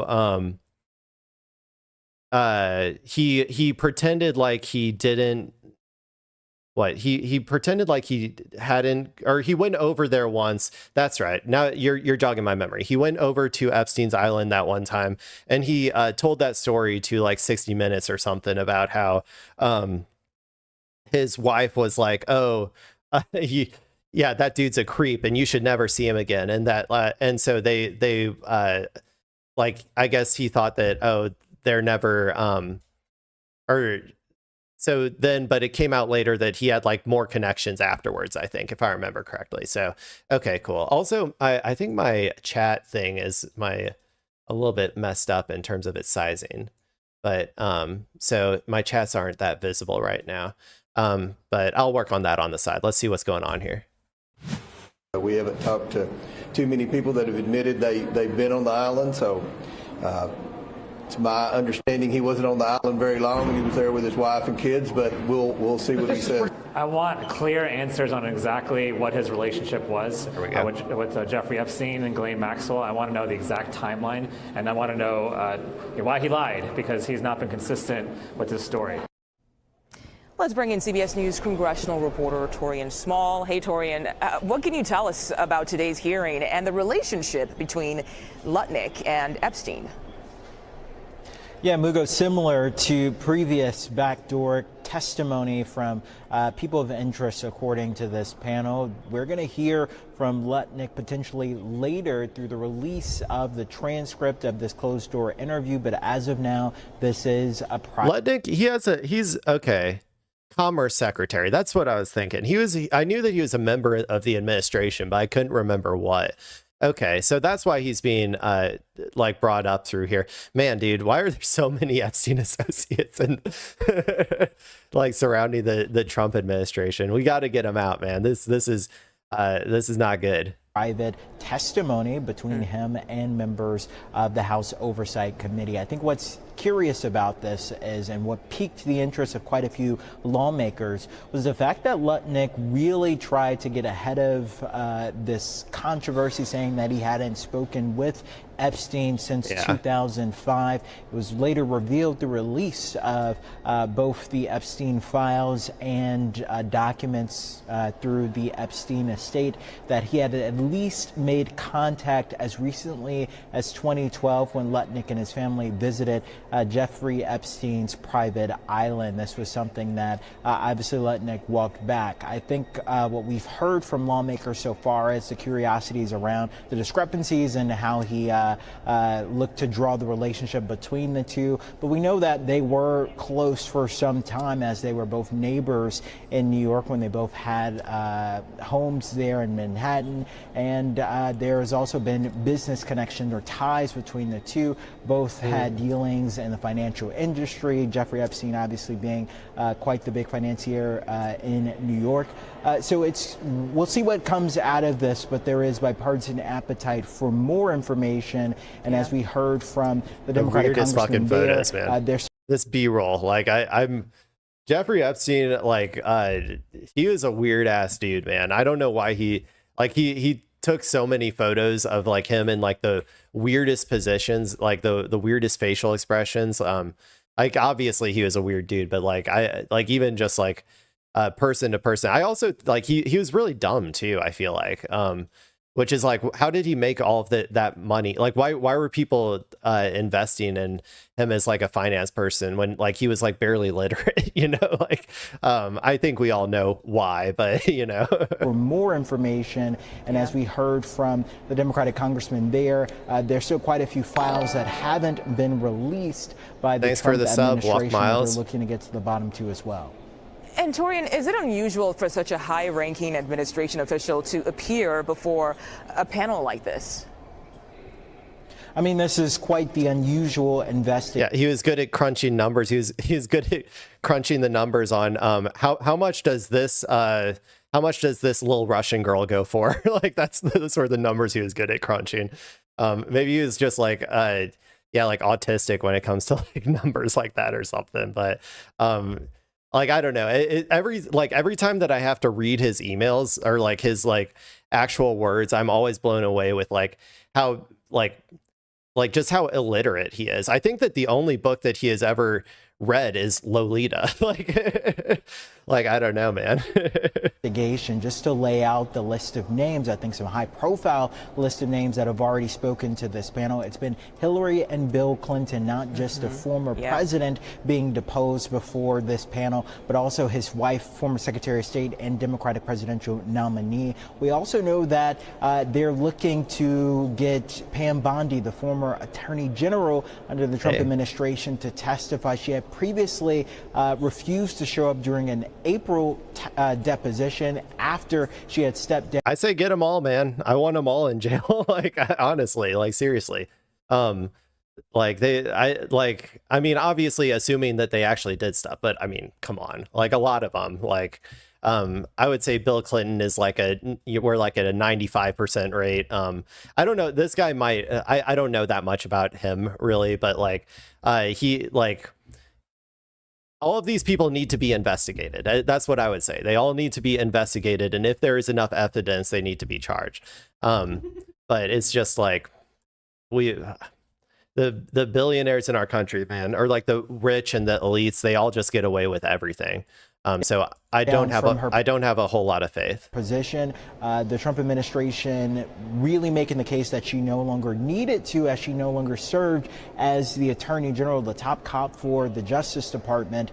But the panel saying no, our subpoena that we're asking for her testimony is to her, not necessarily the title. That is being rescheduled to the end of this month, so she's likely to show up then to give her take on the Trump administration's handling of the release of the Epstein files. But this long list of high-profile figures testifying really emphasizes the weight of this investigation, the bipartisan appetite to get to the bottom, and it has been so far unsatisfying for folks on both sides of the aisle, Mugo. Yeah, Torian Small on Capitol Hill for us. Well, there you go. We got to watch this video. It helped me remember who Howard Lutnick is. I had recognized the face. I'm terrible with names, but I recognize the face because I've seen him come out and do a bunch of like press things for the Trump administration. So I knew he was like a part of the Trump admin. But yeah. So I mean, I don't have a lot of faith that this will actually lead anywhere. You know, in terms of these people like being investigated and potentially thrown behind bars, but you know, fingers crossed. Okay, let's go ahead and go to this video. As a California. So now we're going to check in with the local politics of California. So as far as I know, California, their governor, their Democratic primary for governor has about 100 people in it or something. They had a debate, I think, last night. I don't know how they were able to fit that many people on stage, but yeah, there's a lot of people out there. I know some of the names. I know that there's the billionaire dude, the Tom Steyer, if I remember correctly, is one of the highlights. So it looks like he has some clips in here. So we're just gonna watch this. Oh, we got Scott Jennings, a Scott Jennings alert. He recovered from the vicious mogging that Adam Mogler gave him, and so maybe he's back. Okay, so let's just go ahead and watch this video, and we'll see. We'll see what's going on with the California governor's race. See if we can make a decision on who we would vote for if we lived in California. California and yourself, what did you make of how they differentiated themselves tonight in this crowded field? Well, look, I mean, I thought that Tom Steyer, his experience showed. He's run for president. They tried to jump on him a couple times. He's a conviction politician, and if you like, strong left-wing politics, he was your guy. The problem we have in California is we produce more billionaires than any nation or state, and we resent the hell out of them. And so I'm not sure how many people are going to stick with him because he's a billionaire. I thought Matt Mahan. I will say him being a billionaire is the sketchiest thing. Everything that I've heard from his like actual policies and stuff, I personally like. But him being a billionaire does, like, I have a lot less trust, an immediate distrust for them. Showed a breath of fresh air. He's a young guy. He's new to politics. He was pragmatic. But I think Becerra didn't do himself much good. I think he looked pretty squirrely on the Medicare for All issue. He was a little bit squirrely on some other stuff. He's been the rising star because of Swalwell getting out. I don't think he helped himself tonight. You know, there were a couple of dynamics. I mean, there's the Trump of it all, which we'll definitely get to. But for the Democrats, the 5 of them on the stage, I do think that in a state like California, you've got a lot of progressives. They're very liberal. But there's definitely a sense that they know people want some change. They know. Yeah, Swalwell. Yeah, I mean, he maybe he would have. I don't know. This was hard because there were so many candidates. I think that he was ahead when he, was forced out of public life in its entirety for, the allegations against him. So, but at this point, I'd have to look at the polling to see how people are doing right now. That Californians think things are not going so swimmingly in the state. Something's got to give. Yeah, absolutely. Prices are high there. They each had to say something about the previous governor. You also have a situation where I think a lot of Democrats don't feel like this is the ideal ticket, that you don't have people on the stage that people are in love with. Right. Eric Swalwell dropped out of the race because he had sexual assault allegations against him. There are some major changes that need to happen within the Democratic. Okay. Here, let me pull this up real quick. Okay, so we got Becerra. I don't know how to say all these people, and I'm not a California dude, so I don't know who all these people are really, but 18, Hilton 18, Bianco 14, 12% Steyer. So Steyer's, it looks like, in like 4th place. This is a bunch of pollsters. This one has him in 2nd place, 3rd place here. Again, I don't know that much about all these other people, so maybe some of them are better than him. He's the only one I've really heard of, though, at this point, like other than Swalwell, who had to drop out. Party. It's a moment of reckoning for the Democratic Party in California. But I do think that overall issues like the cost of living, affordability, healthcare, all of these things are still things that people care about in California, and there needs to be major change. And it's not just policies because of the president and the war. It is policies because the governor will likely be on the presidential ballot in 2028. And so this is also a referendum on him. Brad? I think you're right, Zoji, about California good Democrats do have to stare it in the face what has been happening inside the California Democratic Party that's led to the affordability challenges. Democrats all across the country this year have decided to try to make the election about affordability, but the most Democratic state in the country is the most unaffordable state. That's why 1.23 million people have moved out of the state and moved into places like Nashville and Texas. And so I only heard Matt Mahan tonight talk about it. They always say like the most Democratic, but like the governor before was Newsom, right? Like, and he's going on to be president, or like trying to be anointed as president by by the DC or the DNC or whatever, right? So, but he's just a classic neoliberal. Like they're all engaged in neoliberalism in California. If you want to address actual affordability for like workers and like working class people, you're going to have to start looking, like, in my opinion, beyond the confines of liberalism. But affordability in a real pragmatic way of what he could do about it. He talked about eliminating the CEQA process, which is an environmental review process. Walk miles. I agree. I completely agree. Get Wesley Bell out of there, man. He sucks. That makes infrastructure construction Apex impossible. huge.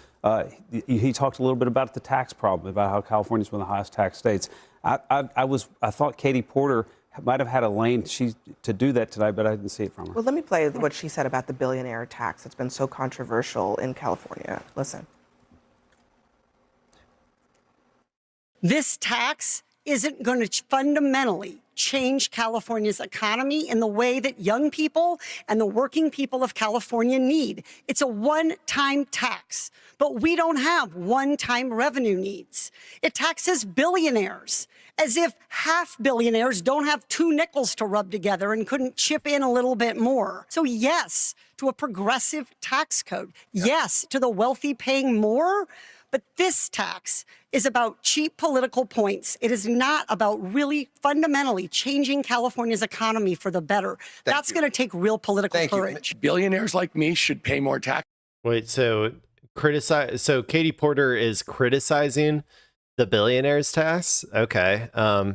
It's so funny. It's so funny because like she's not the billionaire here. Tom Steyer is the billionaire here.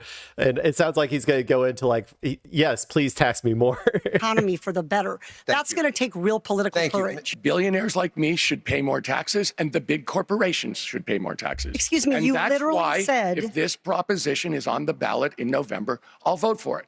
But going forward, we do need to go further. This is a one-time tax, and it also doesn't spread the money across the government the way everything else does. You know, that was one of those times they were kind of trying to jump on Tom Steyer, but he actually did pretty well for himself.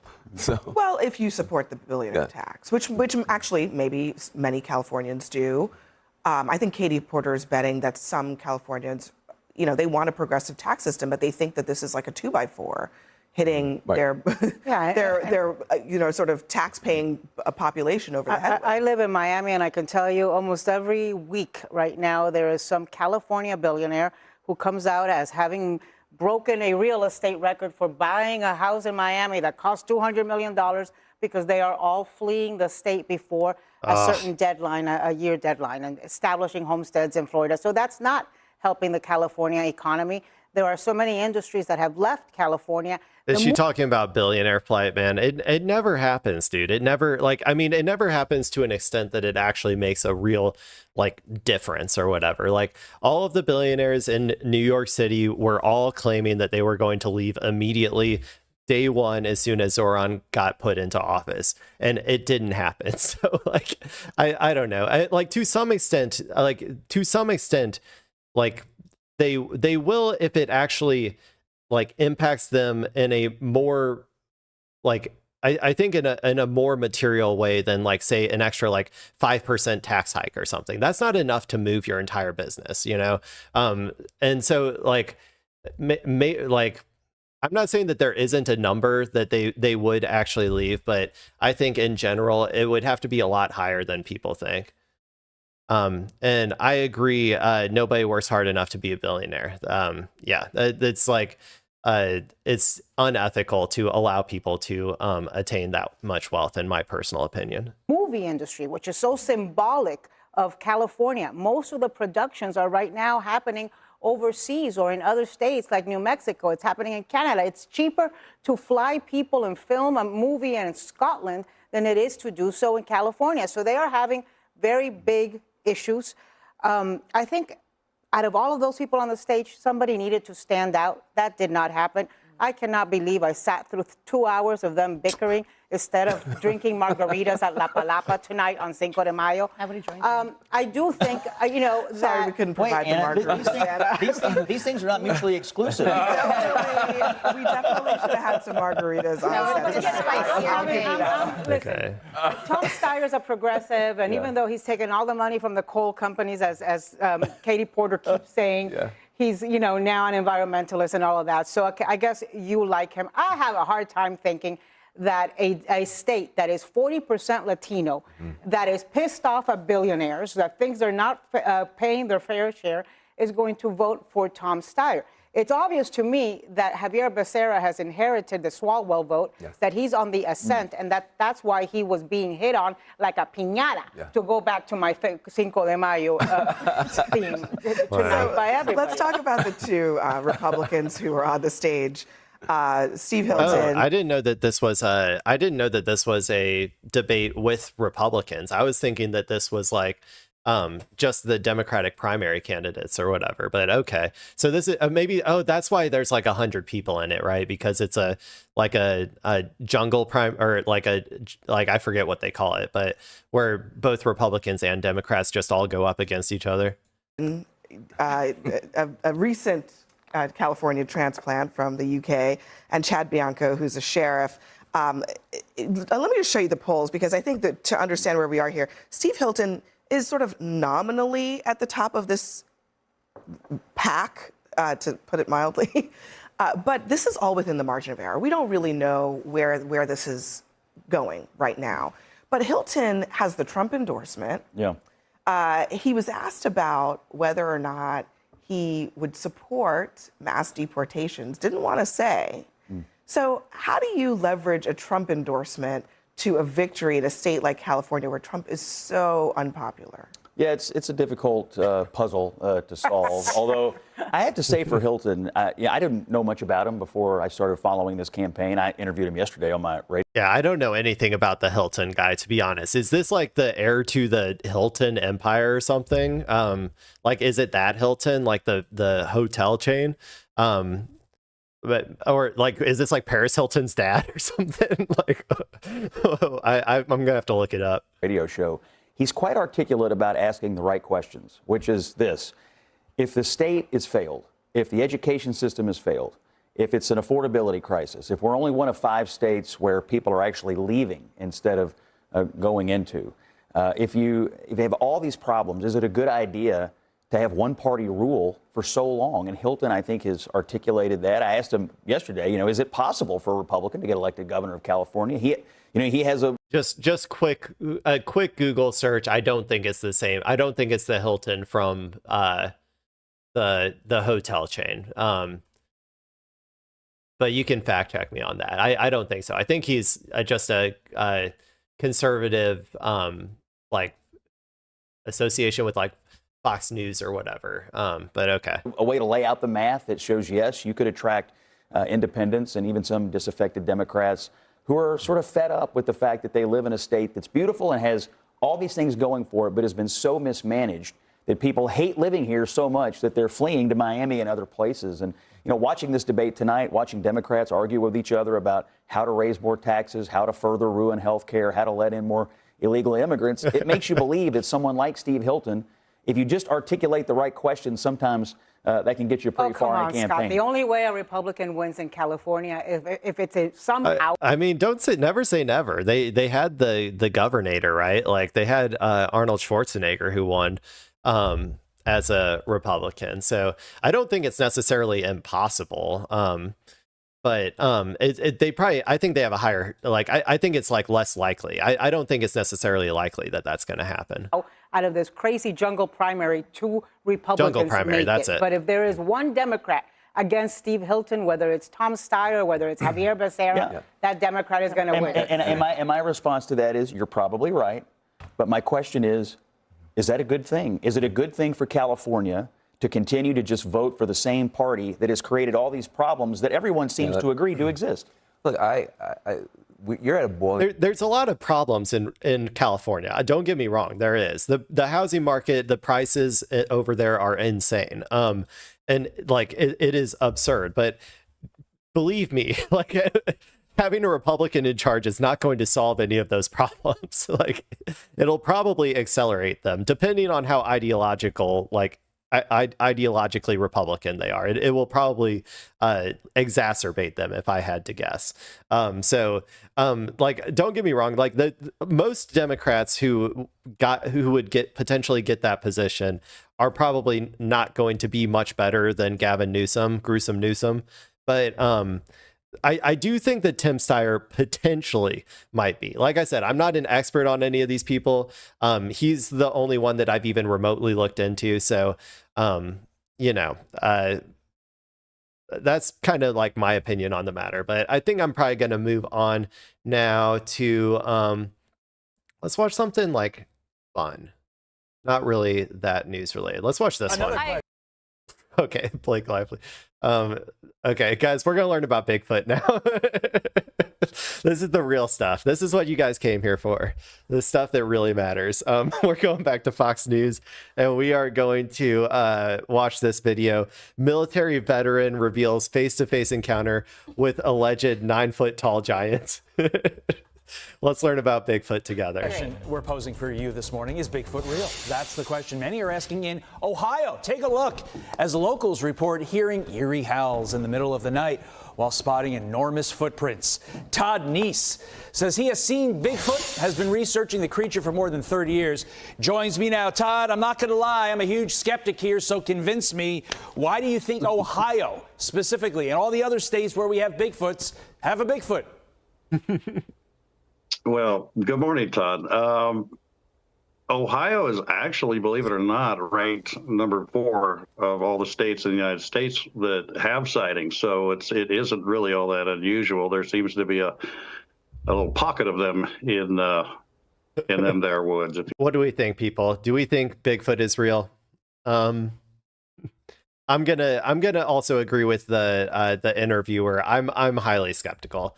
I don't really think that there is big, hairy, 9-foot tall men out there, as much as I wish that there were, honestly. Fox News needs better priorities.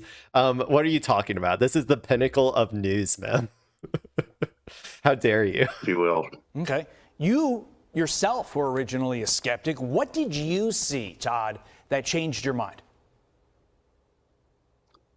Well, that's true. And I was not interested in the subject whatsoever. And growing up in the Pacific Northwest, like I did, it was part of the vernacular. But to me, it was an urban legend, if you will. But all that changed for me in 1993 while conducting a military exercise in the Oregon Coast Range. I and 3 other soldiers were exposed to 3 of these, actually 3 of these creatures observing our exercises, and those 25 seconds changed the entire course of my life. So what are these? I think a lot of times, a lot of this can be probably boiled down to like people like either being like sleep deprived or, you know, having like a bad trip or something, if I had to guess. Bigfoots look like up close. What do they look like up close? Well, not really all that human. What I had observed was that they were their silhouette, if you will, I don't understand. Okay, Mem, I might need to take it back. Because I don't really understand what is new about this. He's describing, I guess, this encounter, which I assume was like a while ago or something, because it seems like he's been a believer for a while. But I was hoping to get some new Bigfoot news as opposed to, you know, my uncle here for like relaying the like story from 10 years ago again or something, you know. So I might retract my my argument with you. It was completely disproportionate in terms of the they arm do need length better and even priorities. the length of the legs as it pertains to a human torso. Obviously very large. The ones I saw range between 7 to 9 feet in height. They do tend to have a more human-like face but obviously just hair covered, very large, very athletic. Understood. Last question quickly. In today's society, we literally have cameras everywhere, Todd. Why have we not been able to get a clearer picture of Bigfoot? About 15 seconds to you. Walk Miles. I'm not a sports guy, so you might need to clarify. I'm gonna make a guess though that this is a Shaq reference or something. Well, number one, it comes down to odds. They're just a very rare species, and so if you look at dispersing 1,000, 1 million cameras out in the wild, it's just the odds of getting one to fall just right through that particular picture zone is very, very difficult. It is a talker, Todd. Todd Neese, American Primate Conservancy founder. Thank you. We'll be talking about it all day. Okay, cool. That was a great segment, people. No new information. It was just, you know, Grandpa telling the story about the time that he was ambushed by a bunch of Bigfoot. I did get the joke. You don't understand how much of an accomplishment that is for me, Walk Miles, because like I said, I'm not a sports guy. So like that should be you should be impressed. So let's see here. We got we're just gonna move on to the to x.com. We're just gonna scroll around for a little bit, and then I'm probably gonna get out of here. So let's go. U.S. Department of Education. Teachers are dedicated. You know what? I agree with that. Most of our departments are just like shit posting on Twitter nowadays. This one, I'm going to be honest, is relatively wholesome. Like I'm not used to this. I'm used to like Trump's garbage AI being put up on the official White House account or whatever, you know. So I'm pretty okay with this one. Nice job, Department of Education. Miss McMahon. You're doing a great job over there. Doja Cat stepped out at Met Gala 2026. Yeah, I for those curious, I reviewed all or at least some of the Met Gala outfits on in a video from yesterday. So if you want to see me go through them one by one, you can go find that one. Let's see.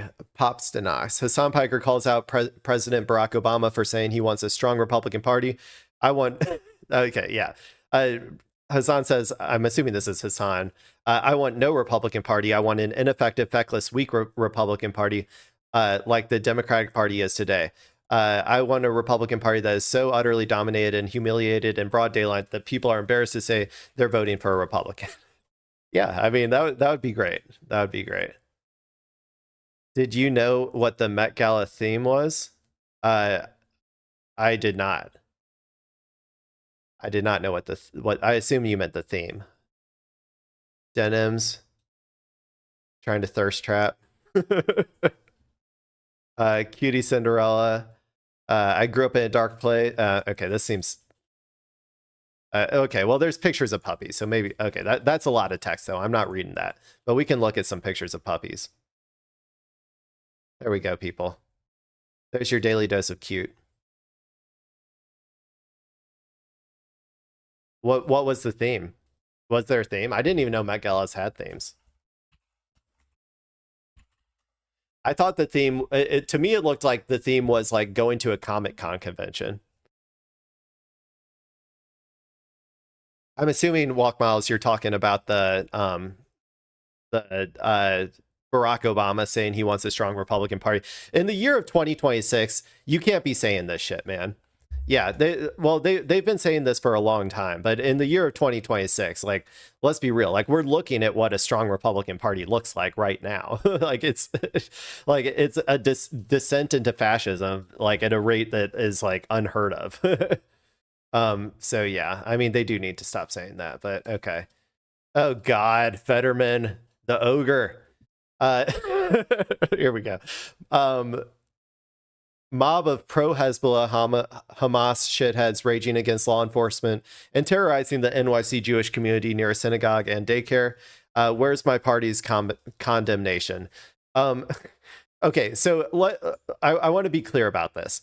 These people are protesting a breaking of international law. The synagogues that they are protesting at are attempting to sell land that they do not own to like shitheads to go emigrate over there and like steal that land from the Palestinians. They're trying to sell Palestinian land as their own. So these people are protesting that because that's an evil, like, you know, an evil thing to do, and it goes against international law. So that, like, they should be allowed to protest that. If the church, if the synagogue is going to host a political, you know, a political event like this, where they're like breaking international law and selling land that belongs to the Palestinians, then yes, they should be protested. The oath, I do not agree with.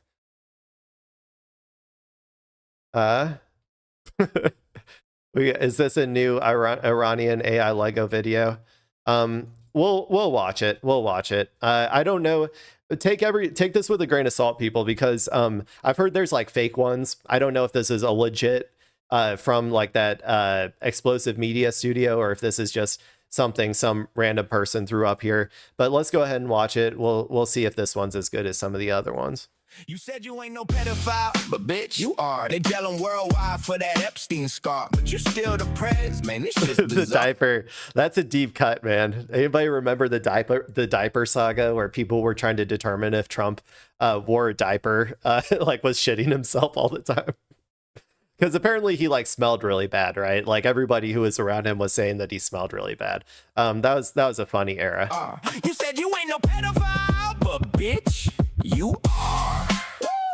The whole world knows that you perverted rapist star. 30 years since and we build different, we don't break your people. See if I Like man, it's so funny to me that like they go so hard with the Iranian propaganda or whatever.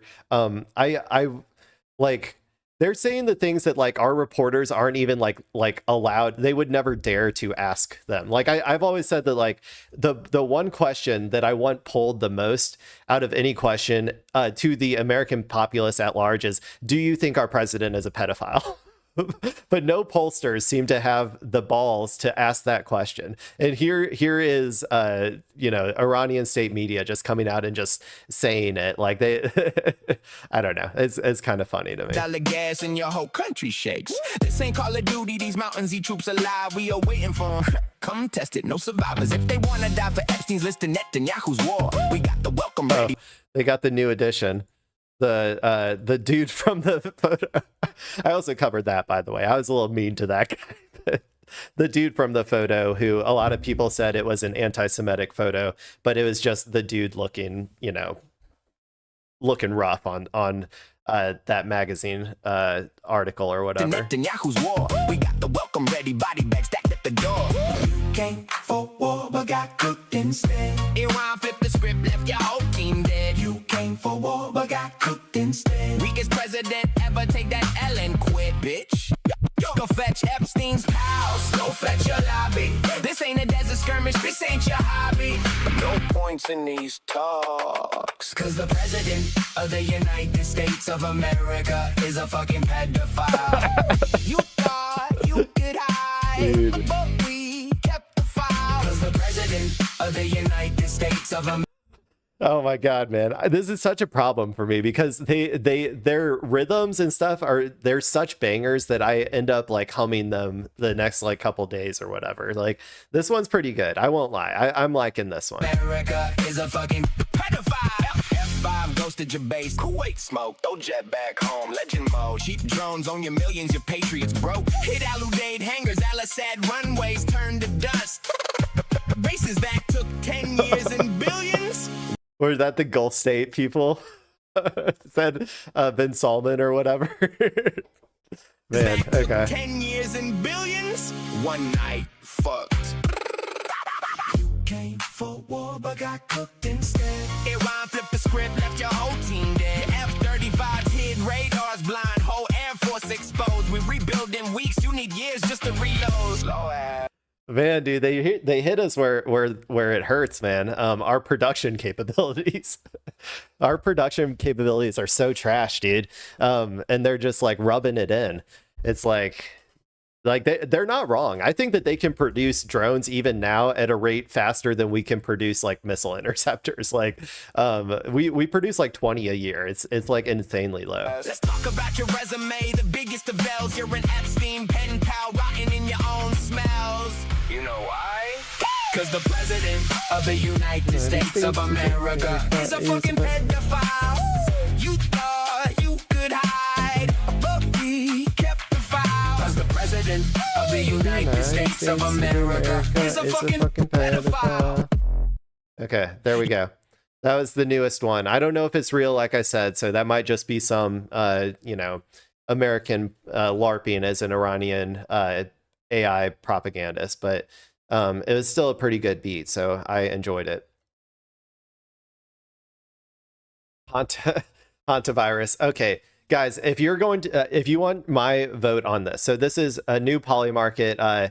Will there be a hantavirus pandemic this year? The answer is no. Okay, I'm telling you, I did a segment. I looked it up. This stuff is primarily transferred through, through bites and stuff. I think like rat bites, like small mammal bites. So those types of viruses have a very hard time spreading. And I think you can get it maybe from airborne if you're in like an enclosed space with like rat feces and stuff, which at this point, like, I mean, come on, the only person who is really like at risk of that is like RFK Jr. Are we sure that he doesn't already have it, man? The amount of dead animals that guy is constantly around. He might be the he might be the one. Caroline Kwan says die. I assume they're talking to Polymarket. Yeah, we live in hell. This is hell. This is hell. Betting on whether we're gonna have a pandemic. This is hell. Okay. Melissa Barrera. Was she the Scream girl? The one who was fired for am I wrong? Oh yeah.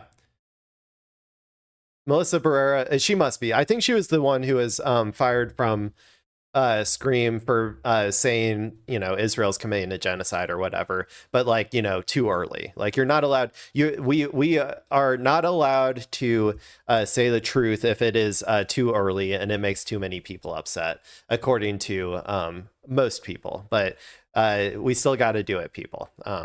So anyway, Melissa Barrera is starting a production company and wants to work with anyone pro-Palestine. I kept track of the people who vocally came out and said something to defend me at the time. Susan Sarandon, Tatiana Maslany, Hannah Einbinder, Poppy Liu. Obviously, Javier Bardem would be a dream to work with. He doesn't need me to give him any opportunities, but yes, I have lists. I do believe in building a network of people who are like-minded, and for me, this is chapter 2. Good for her. Yeah, I like that. Brianna Wu, hey, quick question. Is any media ever going to interview me about being canceled for speaking out for Israel? Or do you only get to play the victim when you're simping for terrorists? Hassan says LMAO. I'm just going to say cry harder. Okay, what do we got? Some more Kyle. What's Kyle saying? And the Tucker Carlsons and Megyn Kelly's, because at least they have the foresight to realize Trump is going to be dead at some point relatively soon, and you need to stand for something. Yeah, I mean, he's not wrong. Oh God, I love Kyle's commentary, man. He's just fucking awesome. Yeah. Okay, well, there you go. I mean, he's just telling it like it is. Trump is going to be like he's like 90 years old already, right? Or like 80 something. And he's like obviously not in the best shape. Like I don't know. He is going to be dead eventually. He'll last his entire presidency, man. They have found a way to extend anybody's life at least 4 years. Somewhere in the Pentagon, they developed it. You can, no matter what, you can extend someone's life at least 4 years to get them through their presidency. Like I don't think we're honestly ever, except for like assassinations, I don't know if we're ever going to have a president die in office again. Like, well, I guess we've never really had a president die of like old age, maybe. So maybe that's okay. Maybe I take it back. Maybe that's like not an abnormal thing, because I think it's a more recent thing that we ended up having like all of our presidents have like a minimum age requirement of like 65. Like, so, yeah, I don't know. But I don't think that he's going to last too much longer, but I do think he will last at least through his presidency. Okay. Let's see.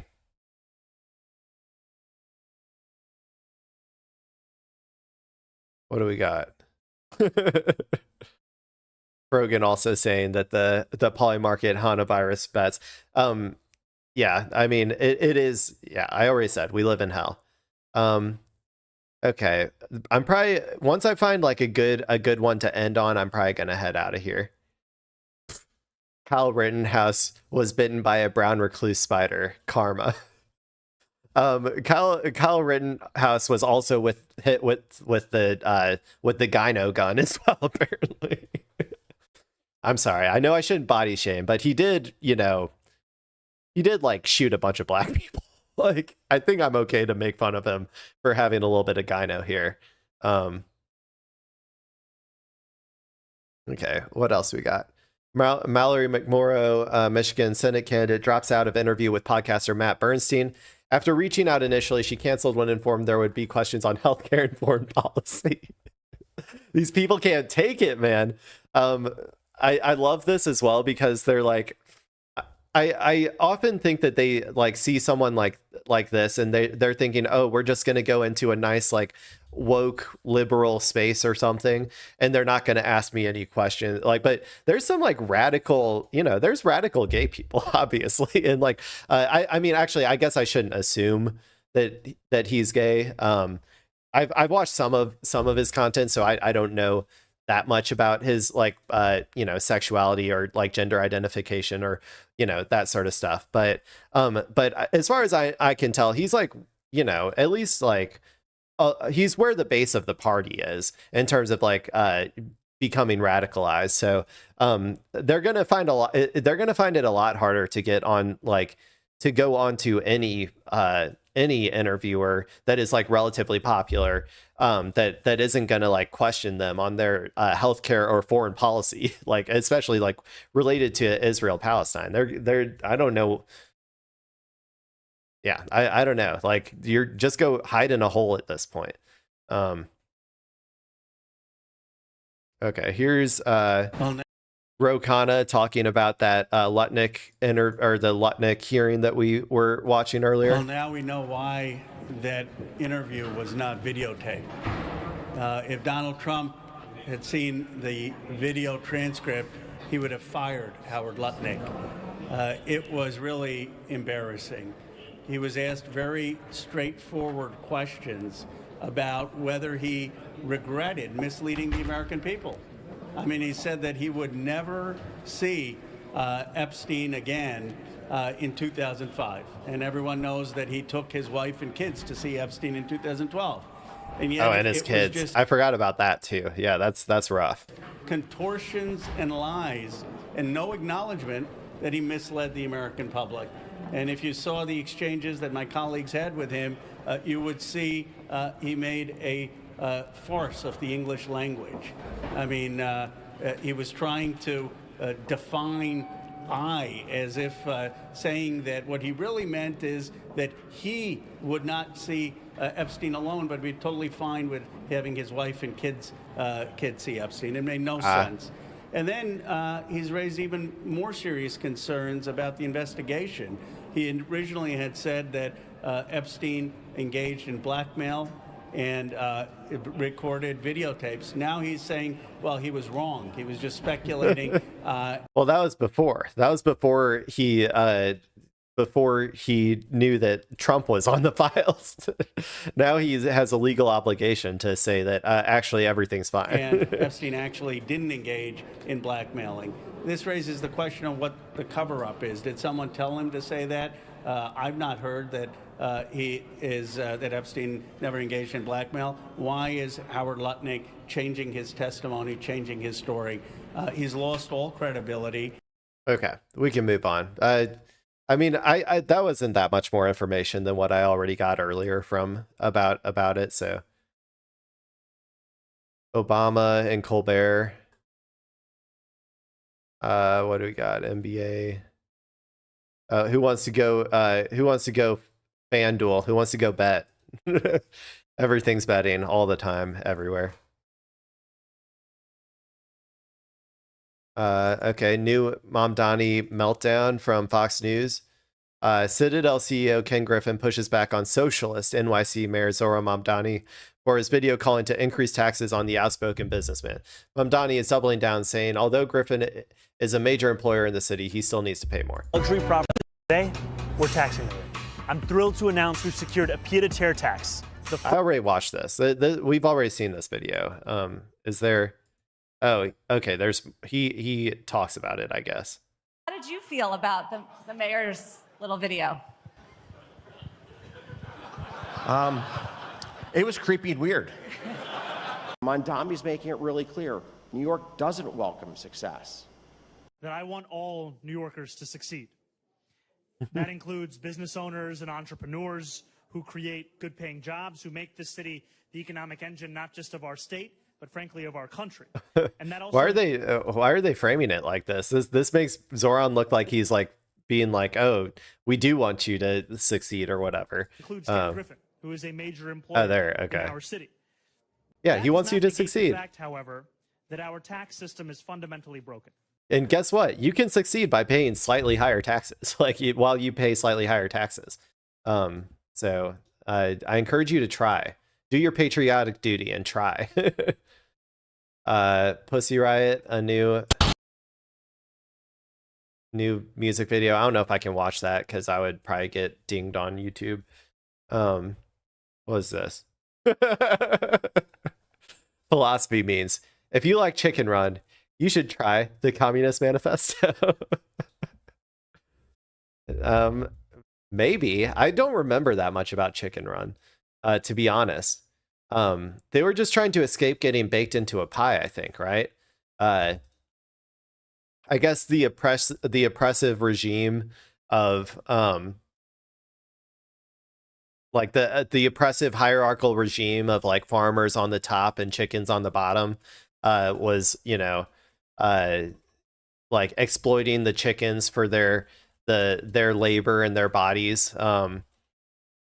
And so they had the radical revolutionary idea to overthrow the system and escape. I can't remember how it ended. The art style of Chicken Run scared me as a child. Yeah, it's like, isn't it kind of that claymation sort of thing, or what stop motion? Is it stop motion? Yeah, it was a interesting art style for sure. I remember also being a little creeped out by it, I think, as a kid. Yeah, yeah, it's definitely that like stop motion thing. Yeah, but it didn't scare this girl. This girl right here, she was all for Chicken Run, and it radicalized her deeply, apparently. Man, I love frogs. She has a frog shirt on too. Okay. It's like a zombie apocalypse. I always take these like dash cam videos or, you know, the random videos with a grain of salt because we don't know the actual story all the time of like how this actually started or whatever. But just reading it, it says a Palestinian flag has this effect on Zionists. It's like a zombie apocalypse. So let's see how they reacted.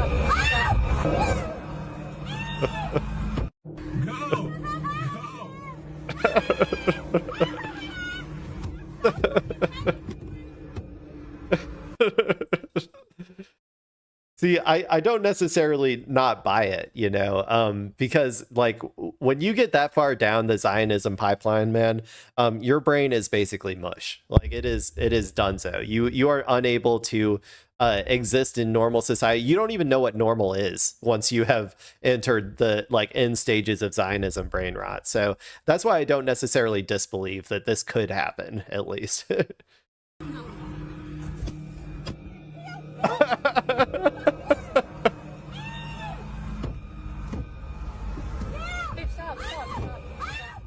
And they did the classic, you're running me over, you know what, guys, I think I'm gonna call it with that one. I think that was a good one to end on.